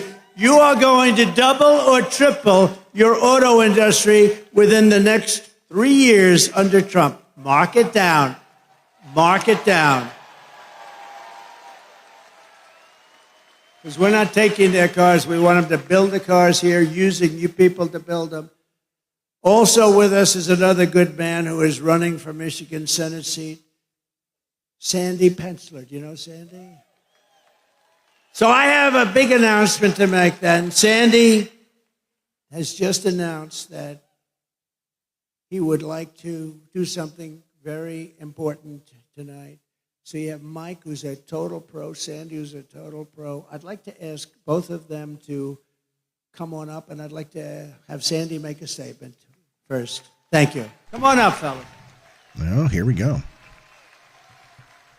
I wonder what the statement is. Okay, then. Oh.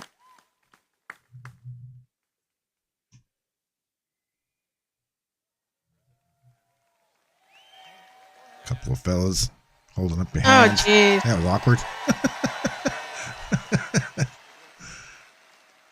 All right, here we go. What's the message? Thank you, Mr. President. I was so inspired when President Trump kissed the empty uniform of Corey Capitori. His funeral's today, by the way. I flashed Yesterday. back Was immediately to Was a it couple yesterday? days Saturday. after 9/11 I'm sorry, Friday. at the local firehouse where I hugged the lone remaining survivor and looked out at 12 empty uniforms. Thank you for honoring all of them as well.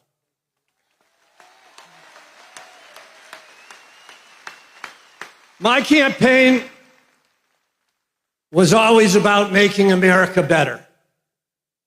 The best way to do that is to enact President Trump's policies. Let's go, Trump! Let's go, Trump! To do that, we need control of the Senate. A divisive, continued primary effort hurts the chances of that, and that's not okay. So tonight, I'm doing the right thing and ceasing my Senate candidacy. No, it's not an aha. It's the right thing. President Trump endorsed Mike Rogers. Tonight, so am I. Well, there you go. Well, then. I don't know who those guys are, but the Michigan people. Mike's going to make a heck of a senator. So I want you guys to look around the room tonight, because everything goes through Michigan. The presidency, the Senate, the House, and the State House. Look around, make a pledge to each other. We're going to fight like hell to save America and elect Donald Trump, Mike Rogers, and the rest of the ticket on the Republican Party. Thank you. Well, there you go.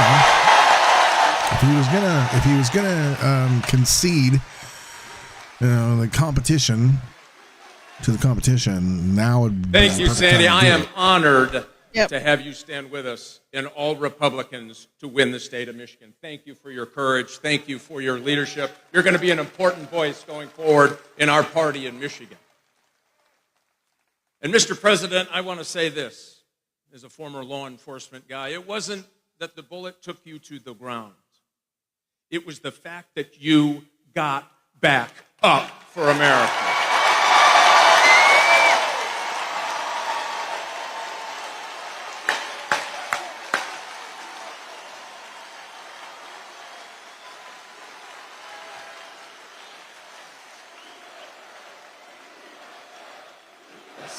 You bet.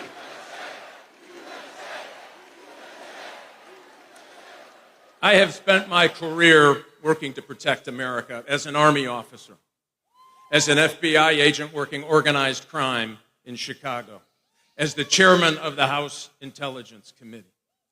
I have never seen a more unsafe America because of the Democrats over the last 4 years. Mm-hmm. Here's the good news, Mr. President. You will have a partner in the United States Senate that will bring manufacturing back to Michigan. We are the arsenal of democracy. We will be again in this great state.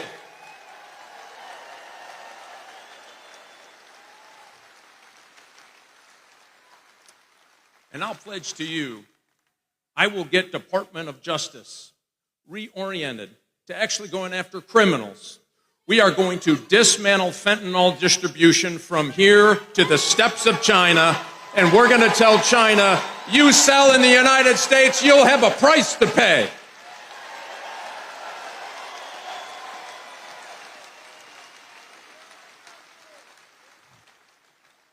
Mr. President, I'll guarantee you this as well.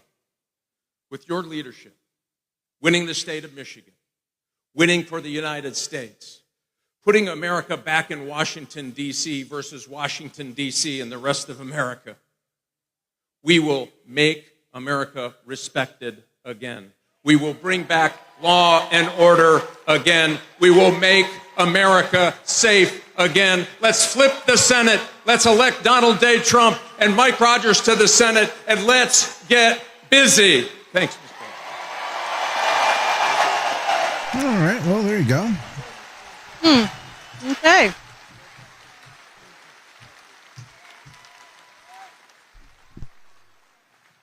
We're unifying the party, and that was beautiful to watch. Thank you, Sandy and Mike. And Mike, good luck. You're running against somebody that's such a bad senator. You don't even, I was there for 4 years plus. I don't even remember meeting that particular person. This is not a senator for Michigan. Mike Rogers is going to be a great senator. He's got gravitas. He really knows his way, highly respected in Washington. And I think, I mean, it should be an easy race. Nothing's easy, but it should be an easy race. So good luck. Good luck. And thank you very much, Sandy, Mike. We're also joined by members of Congress and they're great people, friends of mine, warriors. Jack Bergman. Jack? Thank you, Jack. Great job. A real friend of mine, somebody I was very much in favor of right at the beginning, John James. Thank you, John.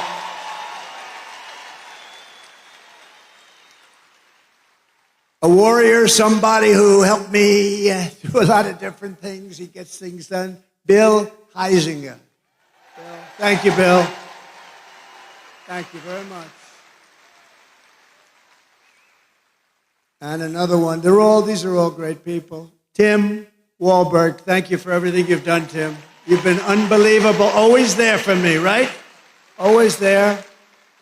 And a man from a slightly different location, a little bit down. You're not going to get there with an electric car, but unless you want to stop a few times. But comes from a state known as Florida, a great place, and he's so respected. He's such an incredible man. Brian Mast. Brian. Thank you. Thank you, Brian. Brian. Thank you, Brian. What a guy he is. He's a warrior. He's a real warrior. Thank you, Brian. Michigan House Republican leader, Matt Hall. Thank you, Matt. Good job you're doing, Matt. Are we going to win, Matt? Will you please make sure? We need these local ones, right? That's right. Michigan Senate Republican leader, Eric Nesbitt. Thank you, Eric. Great. Thank you. Good job.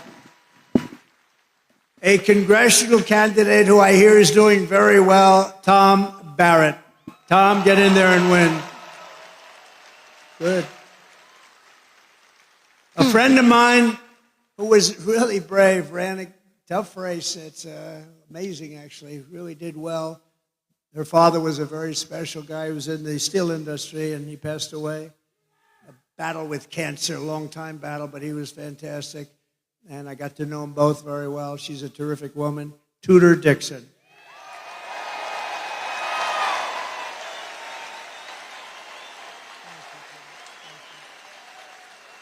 Thank you, Tudor.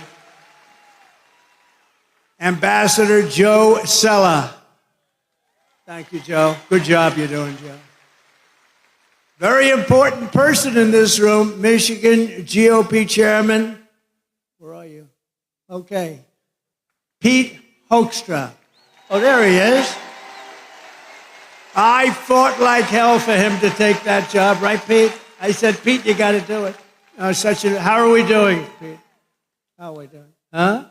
We're doing good. If you're in charge, he's going to win. He was a congressman, a really good one, respected. He left. I made him ambassador. He was a great ambassador. And I then said, Pete, you got to do it. He lives here. I said, you got to do it. And we appreciate you doing it. Both of you, thank you very much. We appreciate it very much. RNC chairman, he put on that show with a person named Lara Trump. How good is she? How good is she? She's unbelievable. She made a great speech. And her husband made a very good speech the other night, didn't he? Eric and Don. I don't want to talk about anyone else, only my kids, you know. But they all did well. Everybody did well, honestly. I do think Hulk Hogan, I thought he was incredible. I hadn't seen him in a while. And I'll tell you what, I'm not going to mess with him, right? We're not going to mess with the Hulkster. But he was fantastic the other night. All of them, every single one. My granddaughter did very well. Look, she's scarred. What about, who said that? Who said my granddaughter? Wow. Kai. Kai is great. Great golfer. She's a great golfer. But we have another man who's very important, and the RNC chairman, Michael Watley, who's been incredible, wherever Michael is. Mike. Thank you, Mike. Great job. I said, Michael, you have one job. We got so many votes, we don't know what to do with them. You got to guard the vote.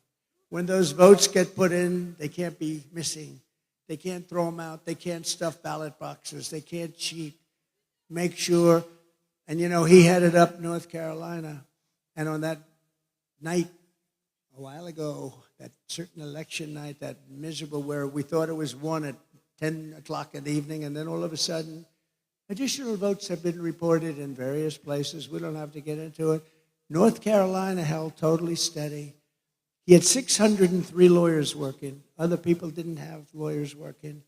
And bad things happened, but this guy held, and I said, that's the guy I want to run the party. And Michael, I know you're doing a great job, and you're going to do something very special. We don't need votes. We need to guard the vote. You ever hear the expression, too big to rig? The more we get in there, the harder it is for them. My daughter and her husband, Tiffany and Michael, where are you? Tiffany and Michael, you're around here someplace. Two great people. Fairly recently, thank you, Tiff. Great people. And Michael's father's here tonight, highly respected guy, great businessman, and a highly respected guy. From the moment we take back the White House from crooked Joe Biden and Kamala, I call her Laughing Kamala. You ever watch her call laugh? her She's Laughing crazy. Kamala. You know, you can tell a lot by her laugh. No, she's crazy. She's nuts. She's not as crazy as Nancy Pelosi. Crazy. Did you see Nancy Pelosi is selling out Biden now? Did you see? She turned on him like a dog. I don't know if he should continue. All of a sudden, where did that come from? She was 100%. All of a sudden, she's not sure. Not sure means he's gone. But she's crazy as a bed bug. She's a crazy bug. Crazy as a bed bug. I believe we're going to have the 4 greatest years of the history of our country. Oh my God.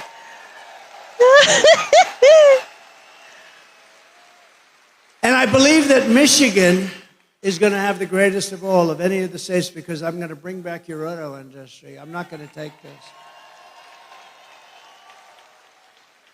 You know, in Mexico, they're building among the largest plants for auto manufacturing anywhere in the world. In Mexico, near the border, they think that they're going to make cars and sell them into the United States and lose all our jobs. It's not happening. And you know who owns those plants? China! China owns Where's them. our bingo card? And we're not letting it happen. We'll put 200% tariffs on, 400, I don't care what would. Whoever is building the plants, we're not allowing any of those cars to come into the United States, okay? We're telling that to Mexico right now. You want to build those plants? A friend of mine who builds plants, that's all he can do. He's a great guy, but his strength is plants. If you say walk across the street, he's not that good at it. But to build a plant, he has no problem. He builds great auto plants. So I said, I'd like to see one. Take me. He goes, well, we'll have to go to Mexico. I said, what about the United States? No, not so much. He goes, they're actually some of the biggest in the world being built right now in Mexico. I said, this happened over the last couple of years with this stupid president that we have. Stupid. He's a stupid person. And I can say it because, you know, once he weaponized justice, I would never talk about a president like that. Once he weaponized justice against me, I said, oh, wow, that's really incredible. That's never been done before. I can do it. And I'm knocking them out. But sometimes you have crooked judges. We have some real crooked judges, too. That's the only way. The only way I can lose is crooked judges, but we'll get it overturned, anything that happens. But once he weaponized, I wouldn't talk that way. In fact, before this happened, before he did this, I treated him not nicely, but I treated him with far more respect than I do right now. It's one of those things. But we can't let these companies come in and steal our wealth, steal our jobs, destroy our companies, and end up building it 10 miles across the border and think we're going to allow them to get away with it. We're not. They have to build it over here, and they have to use our people. So it's going to happen. And Michigan will benefit more than any state in the union because they stole your auto industry, and we're going to bring it back, and it's going to be at a level that it was in its height. Okay? You hear that, John James? You hear that? I'm going to put John James in charge.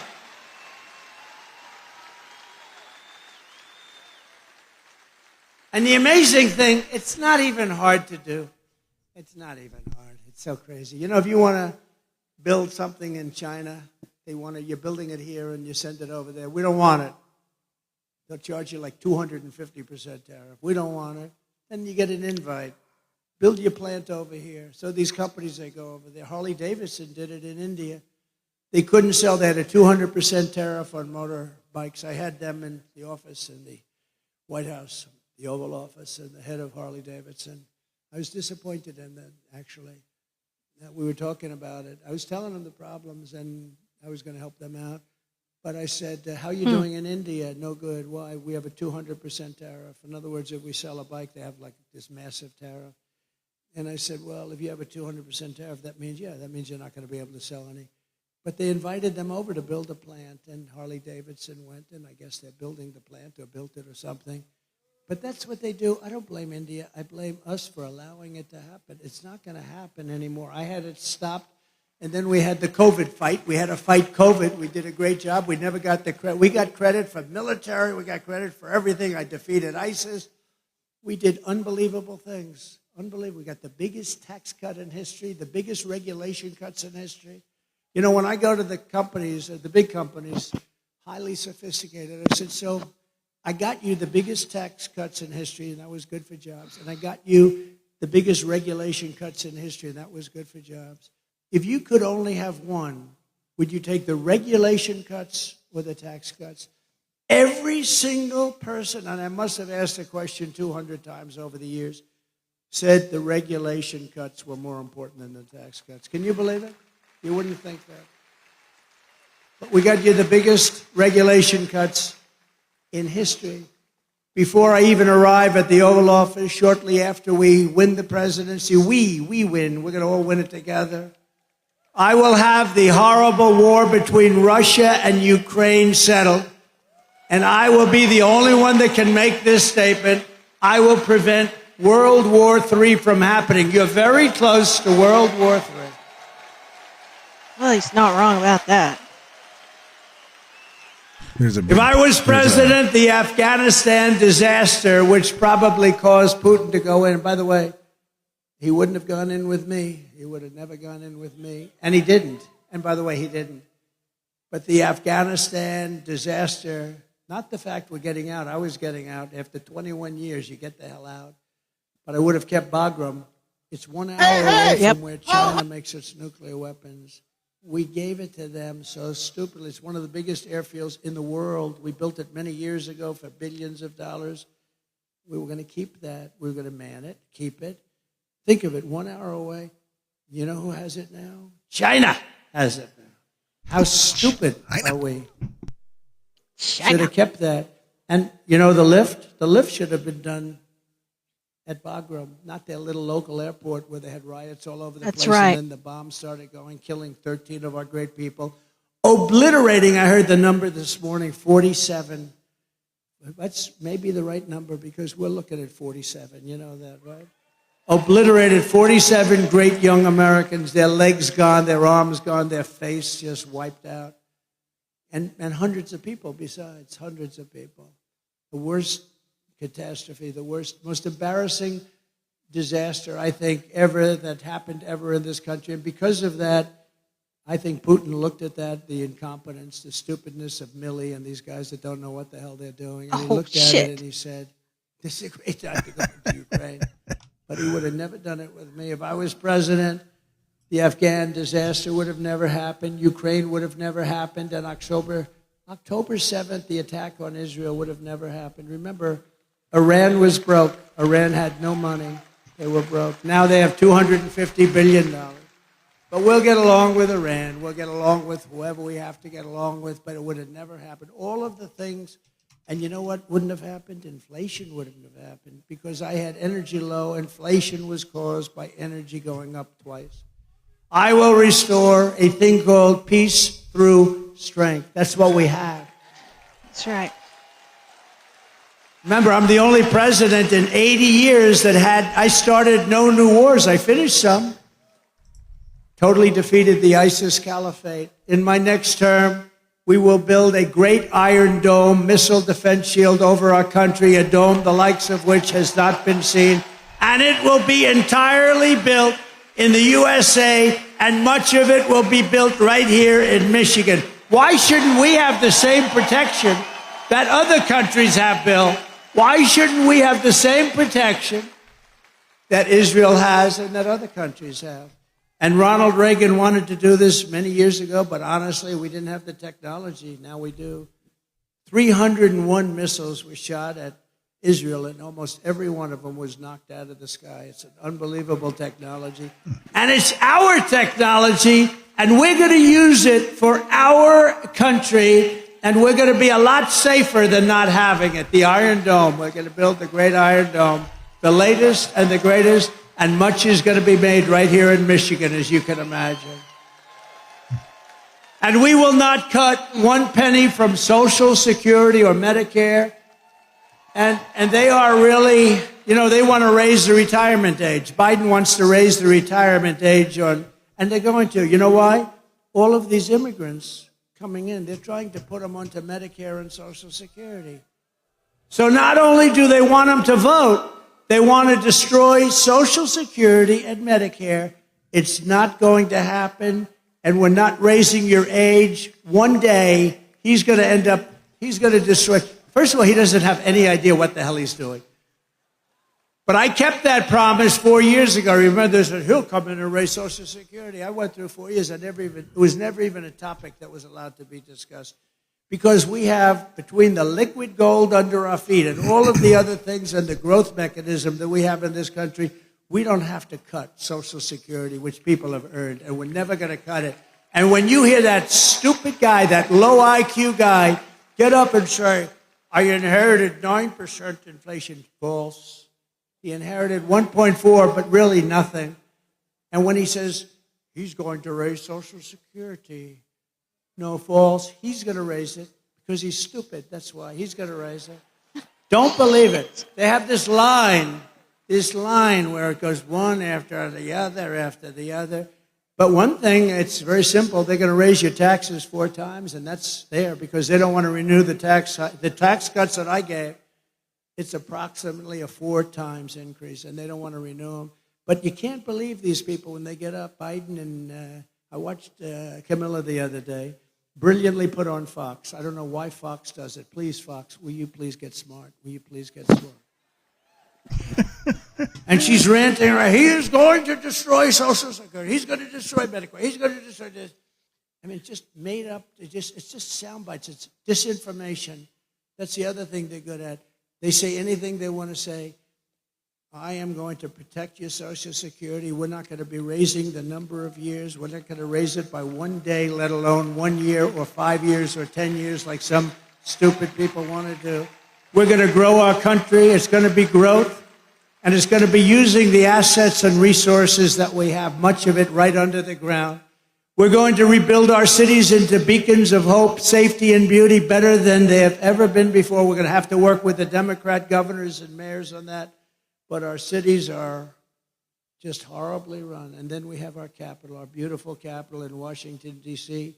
We're going to take it over. We're going to clean it up. We're going to renovate it. We're going to rebuild it. We're going to make our capital the most beautiful anywhere in the world. We're going to get rid of the nightmare of murder and crime. And it will become the most beautiful capital anywhere in the world once again, but far more beautiful than it was before. And when you want to go from Michigan to see the Washington Monument, yes, we're keeping the name Washington. We're not changing the name. Or the Jefferson Memorial, where there's a big move to change the name. We're not changing the name. Remember when they were knocking down statues and I was president and I found an old bill and I reenacted the old bill. Anybody touching, knocking down, or even trying to harm any of our great statues or monuments goes to jail for a 10-year period with no commutation and no shortening of the sentence. And it was a beautiful sight as we watched everybody leave town. They left town so quickly. They left town. We said, bye, everybody. No, we have to meet people that have evil intentions. They wanted to knock down the Jefferson. If I didn't get the military out to save the Jefferson Memorial, they would have done a job. But I found this old law that today we're almost incapable of producing things like that. 10 years, and there's nothing like good behavior, and you get out in 2 days. It's 10 years in jail if you touch our monuments, if you even try to knock them down. I had a news conference, I signed it, and everybody left town. It was a beautiful thing to do. We're not doing it. We won't be changing the name of Jefferson, Washington, Lincoln, like they did our forts. I get out of office, they did our forts, right? We won 2 world wars of those forts, and now they have different names, many of them. Fort Bragg, and the people that live next to Fort Bragg are not happy. They're not happy. They changed the name. We won 2 world wars out of Fort Bragg, and then they decide to change the name because they think it's politically correct. On day 1, I will sign a new executive order to cut federal funding for any school pushing critical race theory, transgender insanity, and any other inappropriate racial, sexual, or political content onto the shoulders of our children.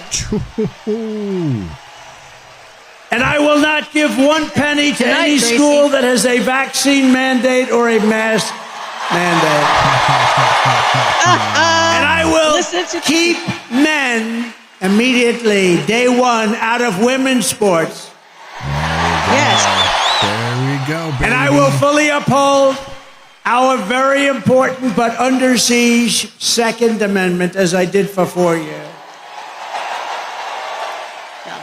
And I got the full endorsement from the NRA. You saw that. They gave us their full, strongest endorsement. No, for 4 years I protected, and it was not that easy to do. We will protect innocent life, and we will restore free speech, and I will secure our elections.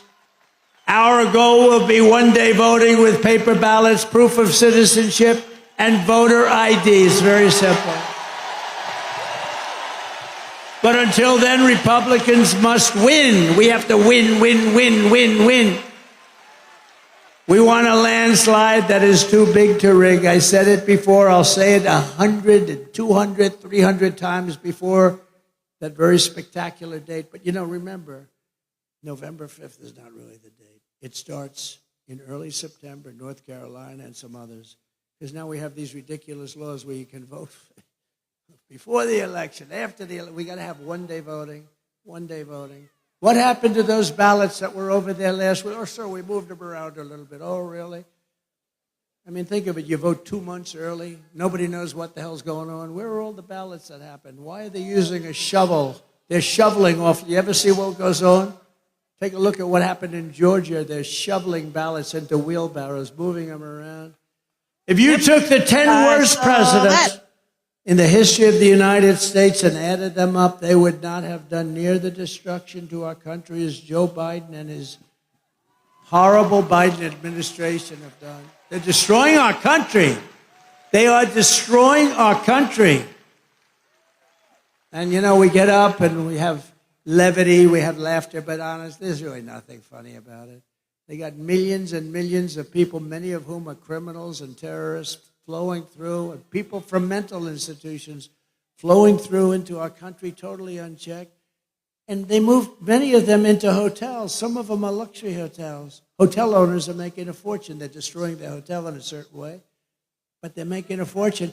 And our military is living on the street with nothing. And yet they're putting these people into luxury hotels. So if you want to save America, get your friends, get your family, get everyone you know and vote. You got to vote early, vote absentee. I don't care how you vote.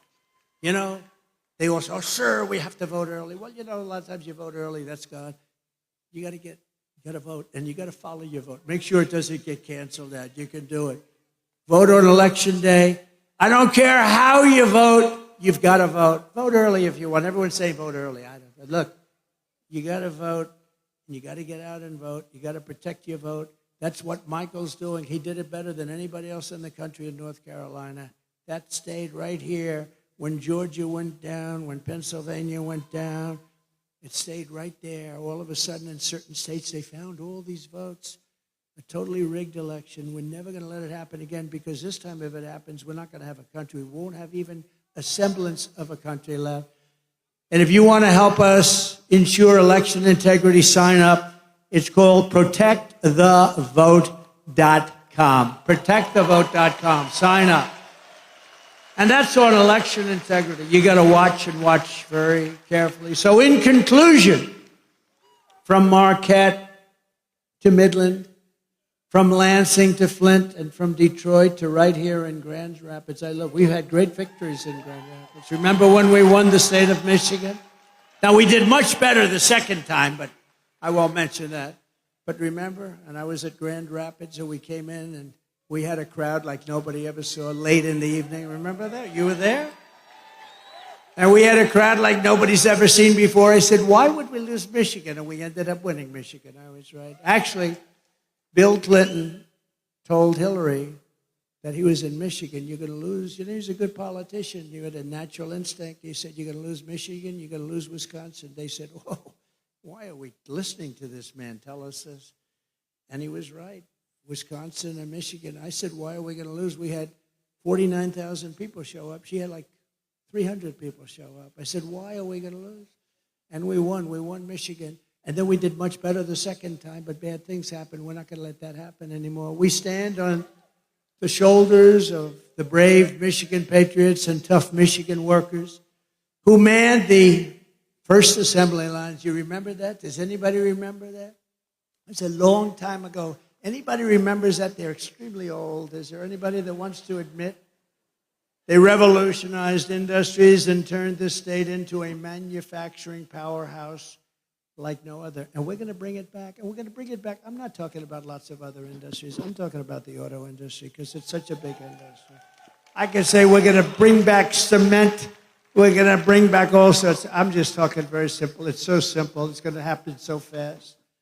You're going to be at a level as though you were from 30, 40 years ago. You're going to manufacture cars again at a level that you haven't seen in many, many decades. You probably have to get rid of this fool, this stupid idiot representing the United Auto Workers, because he sells the auto. You know, I'm much more popular than anybody with the auto workers. We're going to get 95% of their vote. But they have a guy that, I mean, he pushes the electric mandate, and they're going to be made in China. They got to get rid of that guy. He's bad news. Your Michigan ancestors gave us Motown, the Mustang, and the might of the American Midwest, and it really is a might. They forged the steel, laid the railroads, tilled the fields, fought the battles, and won the victories that made America into the greatest and most powerful nation in the history of the world. It's true. It was the most powerful. But now we are a nation in decline, and it's a very serious decline. We are a failing nation. We are a nation run by fools and stupid people. We're a nation that has lost its confidence, its willpower, and its strength. We're a nation that has lost its way, but we are not going to allow this horror to continue. We're not going to let it happen. Less than 4 years ago, we were a great nation, and we will soon be a great nation again.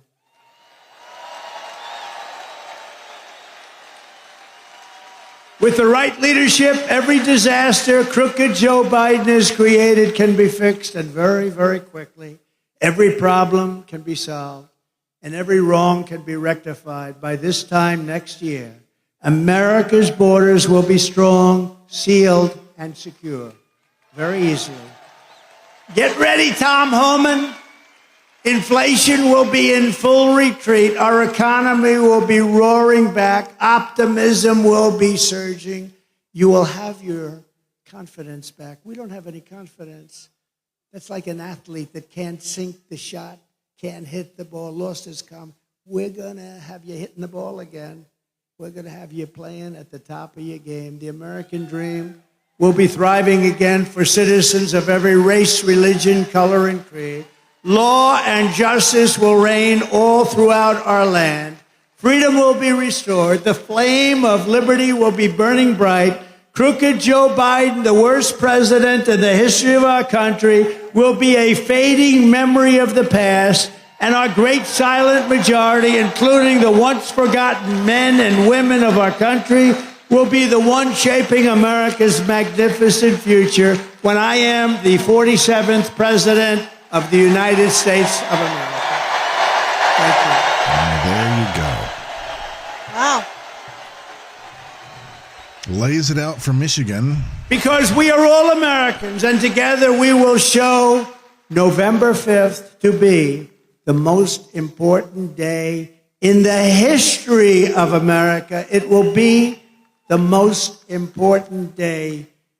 And when we turn it, our country's going to be great again. And if we don't turn it, our country is finished.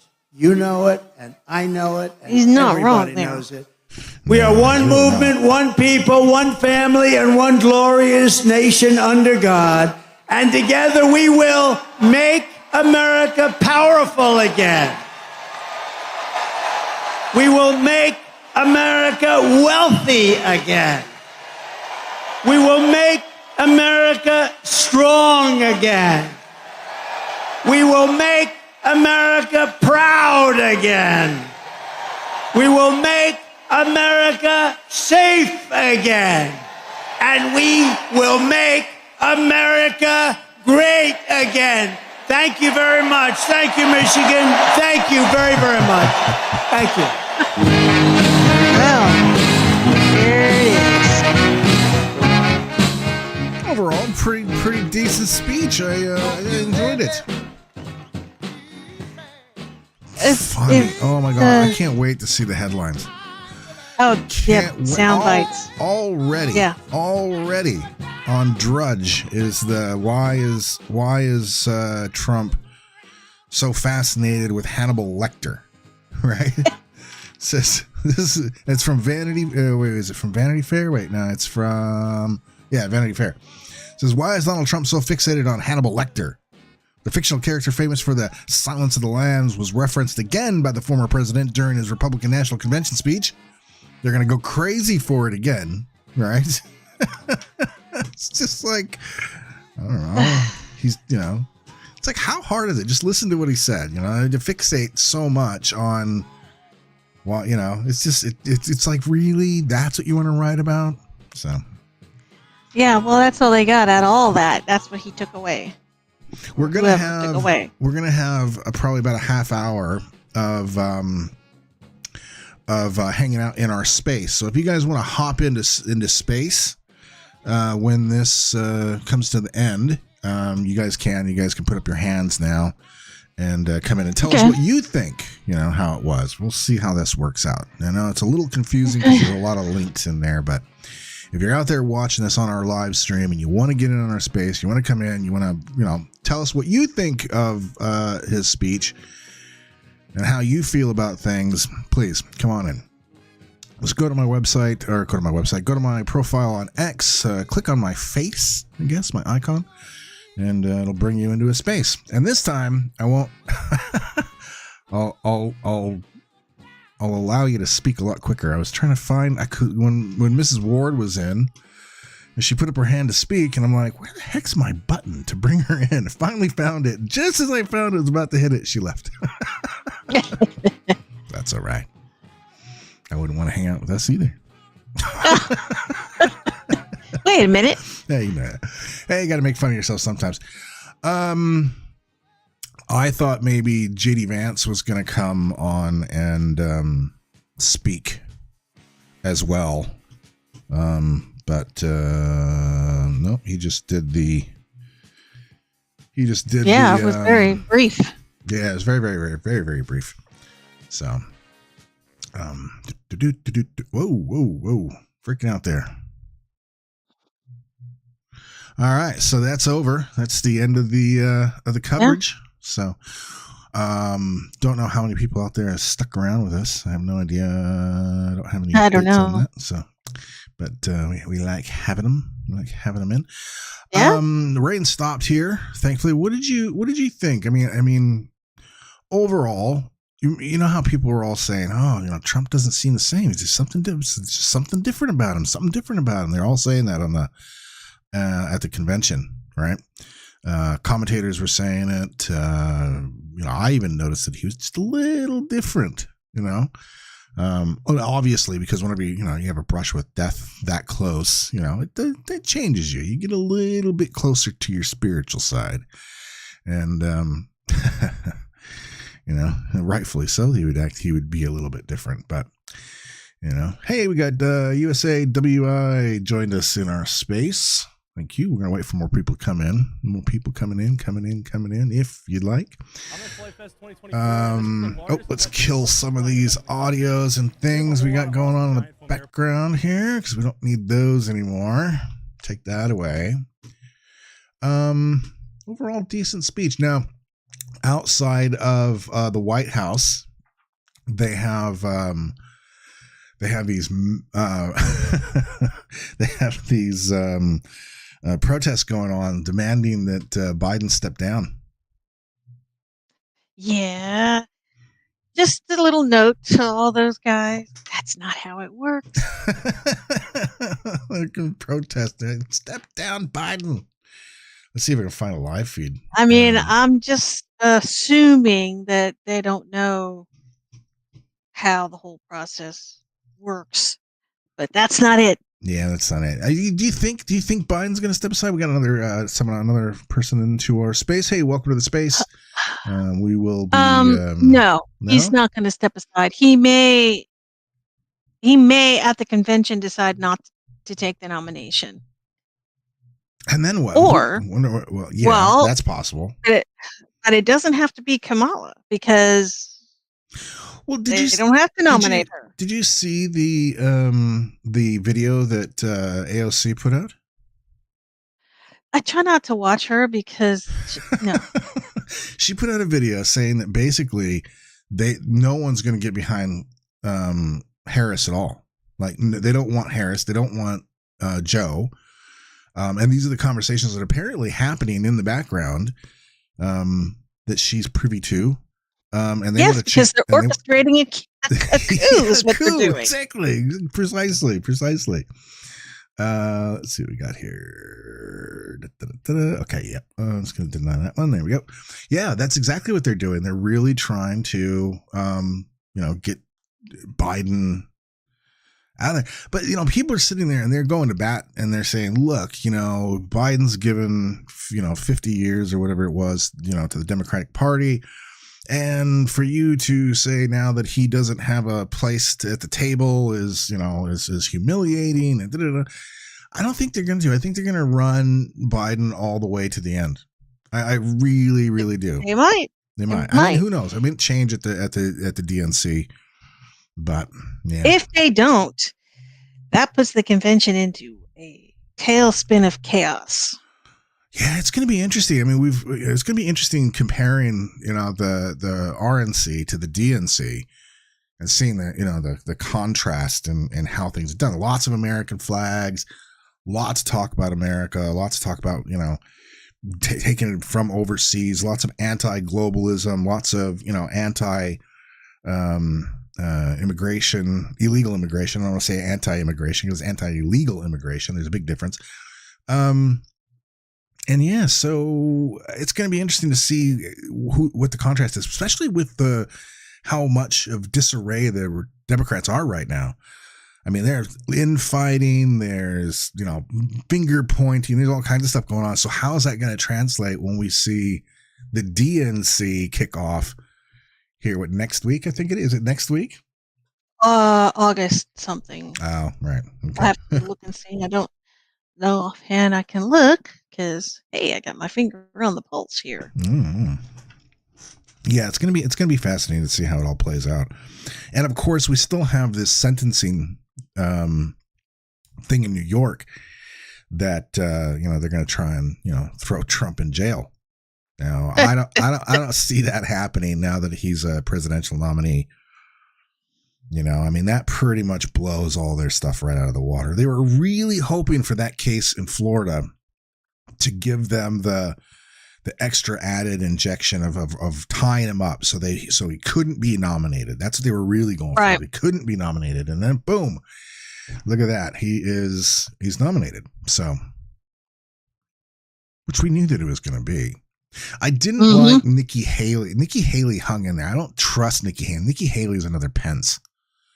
You know what I mean? She is absolutely 100% just another Pence. It's going to be scheduled to be held. Did you find it? The 19th to the 24th of August. 19th to the 24th. Okay. All right. Okay. 19th to 24th. Well, we'll mark our calendars down and we'll cover that live. Why not? Oh God. You can make me watch that whole thing? Yes. We're gonna watch the Clintons. We're gonna watch the the Gavin Newsom. Well, she's in the hallways going, pick me. Who, Nancy? Hillary. Oh, Hillary. Oh, yeah. They're sitting there saying that they're floating. Could you imagine? Imagine that. Imagine Hillary and I mean, seriously, no one's gonna come out for Hillary. They ain't got no. She's still whining about 2016. Yeah, she's still walking around thinking she's Madam President. Yeah, they dog on Trump because 2020 was stolen, and yet here she is. Well, 2016 was rigged. Yeah. Okay. Yeah. Absolutely. I just don't know. I don't know if he's gonna be too stubborn to. Because if they remove him, then that throws the delegates. I mean, you talk about democracy being challenged. They already took every other name off the primary ballot, so he would be the only one there. So that's all. Yeah. That's the first time they didn't give him a choice, and so the Democrats voted for him. And now, if they take him off the presidential ballot, that disenfranchises everybody that voted for him. Yes, and the delegates then have to decide for the people they represent who the best person is that they think for the job. I mean, you talk about a threat to democracy. Yeah, absolutely. I mean, it's happened before. It's happened before 1968 convention. But, you know, Trump was not supposed to be breathing at this point. That's and what now they're counting on too. They're scrambling now. Yeah, that's right. Yeah, there's more and more information is coming out. Like I said in the beginning, you know, I was privy to some information whenever it came to Antifa connections and stuff, right? Yeah. And I said in the beginning, I said he was also trans. The guy's trans, right? Yes. And a lot of people didn't believe me about that. They're like, oh, where's your source on that? I don't see anything about that. Well, lo and behold, came out. Yep, he's trans. Yep. So, you know, and then what they're trying to say that he also looked up, you know, Biden and the DNC on his phone, on his computer. Yeah, you know what I mean? Right. To try to paint it out that it wasn't a political thing, that it was just a crazy shooter. You know what I mean? That's what they're trying to make it out to be. But this guy, Crook, he was connected to so many of these riots that were orchestrated and carried out by Antifa across the country, from Portland to Seattle, to Chicago. I mean, he was all over the place. He was getting from one end of the country to the next. Now, where does this guy get all this money for all these guns? I mean, yeah, his dad had guns and they used to go to the shooting range and everything together, but he had a lot of guns, like out of nowhere, that his dad didn't even know that he had, which is interesting. And of course, he built the explosive devices. There's an explosive device in his truck or van or truck, I think it was. So yeah, this guy had help. I am absolutely convinced that this guy has a CIA case officer. He was assigned a case officer. A case officer probably recruited him through Antifa because, possibly BlackRock. Antifa has several case officers handling various individuals from Antifa on a global scale, not even on a just a local scale, global scale. And I think this guy, because he had all the information, what wasn't going to be protected, you know, area to move around in freely. You know, I mean, if he didn't have that information, you know, he would have got caught pretty quickly, I would think. I mean, he would be a little bit more apprehensive going, oh, wow, okay, I'm going to take a ladder because no one's going to be on top of that building. How the hell did he know that there was no one going to be on top of that building? That was a completely risky he carried the ladder for a mile. Mm-hmm. Exactly. So, yeah. Exactly. Doesn't add up. It doesn't add up unless he had inside information. I'm absolutely convinced that he had inside information. There are boots on the ground. There were Overwatch conducting the operation that was meant to, because they also got Trump as high as possible. You know, and they say no. That's just because we want to be able to see him. But yeah, I don't know. It smells like a big and they staffed his protection. They staffed his protection detail with a bunch of people that should have never been there. Yeah. There was a statement that was just put out by the director of Homeland Security. Where is it? Oh man, I don't have it now. I had it before. I was gonna talk about it after the rally, but I've kind of lost it. But basically, it's condemning, you know, the people that criticize the female officers that day, you know, and rightfully so. They're putting their lives on the line. Yeah. But man, they looked like bumbling fools. So the criticism is valid because they did look like bumbling fools. And that criticism is something they need to take, given the fact that a shooter, a guy with a rifle, was allowed inside their protection perimeter. You know what I mean? So for them to cry because they're getting critiqued, you know, and whine about that is ridiculous. They need to take their lumps and their criticism, in my opinion. But well, it was clear that they were not trained.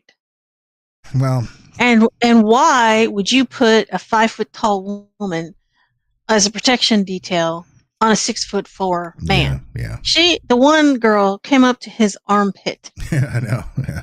She could not have taken that man down if she tackled him. She wouldn't have been able to take him to the ground. Yeah. The security details quite different now. I think I posted it up on X, going back to the start of the RNC. Him walking through there, he's got some serious boys now. Yeah, yeah. The A-team was on up that night, but it's just I don't. Yeah, I know. It's what can be said that it hasn't already been said. You know what I mean? Yeah. All right. Well, yeah. I think that's it for the broadcast for today. Okay. Thanks for everybody that tuned in and joined in, and thanks for the people that hung out in our spaces. Oh wait, someone's requesting to speak. Oh. So hang on. Are they? Oh, I think so. I wasn't looking. It's the alpha effect. He's left now. Oh, okay. He's left the building. Yeah. He was in our chat room too. So. Oh, all right. Okay. So. Oh, and I got tons of email too. Okay. Oh. So messages all over the place here. So that's good. People like sending me lots of email. I've got so many weird videos and stuff that people have sent to me. Someone just sent me one, and it's let's see if I can. No, I don't want to see it because I know the kind of people that send you stuff. No, you don't know nothing. This is this is AI generated, and it's like the younger version of actors and actresses with their older self. Oh, I've seen that. Yes. Have you seen that? Yeah, someone sent it to me in my email just now. Yeah. Kind of creepy. It is a little creepy. Cool. It's a little homosexual and a little too. Ew, I didn't go down that road. It looks like what's the one with Sylvester Stallone. It looks like his young self is about to like make out with his older self. It's really a little too. Ew. Oh God, stop! It does. It's like what's going on there? And then even. Oh, now you just ruined it for me. Go back and watch it. It's like I don't know what they put into they should just No, they're a little too lovey-dovey with their older and younger selves. It makes it weird for me. So it's just weird. It's just very weird. AI is weird, man. But I saw this thing. I can't believe I just actually said that. I saw this thing where this new AI that is coming up. It's out of China. Of all places, of course it is. Is you can't tell that it's AI. Like normally you can tell, there's like little glitches and stuff in their movements or their faces or whatever. This will produce a 2-minute video, and you cannot tell whether or not it's real or fake. Like if you were to turn down the resolution just a little bit, there'd be no way you'd be able to know. And it's just from prompts, just from typing it in. It's pretty spectacular. It really is. I was going to try it out, but you need a Chinese phone number to try it out right now. So, yeah. I don't want to call China. No. China calls me all the time, telling me that I have outstanding toll payments. Yeah. It's like this scam, right? You have outstanding. You have outstanding toll payments that you must pay. Click here and oh man, all kinds of them. And you look at it and it's like, oh, come on now, really? I don't think so. I haven't been in China recently. All right, well that's it, everybody. We are done for the broadcast. I got up really early in the morning after very little sleep, so I think I'm just gonna go back to bed. I'm gonna sleep the rainy Sunday away.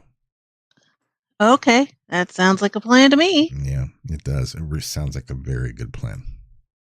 And I won't be back this Wednesday. I'll be back Wednesday after next with a new show, new guests, new all kinds of stuff lined up for you guys. Some really great people lined up, actually. We'll be posting that up on our website. You can check out our website at theundergrounddaily.com. You can send me email at jack@theundergrounddaily.com. Follow me on X. Follow me on YouTube. We do have a YouTube.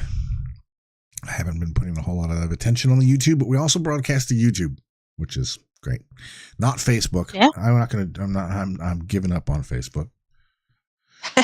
What they've done to Chris Lynch, right? From Chris Lynch Media here in New Zealand, with them continuously taking down his stories about Christchurch. He's not saying anything wrong. He's just reporting on what's going on there. But they're like, oh, this could be spam. This could be, you know what I mean? It's just targeting right-leaning news journalists is what it is.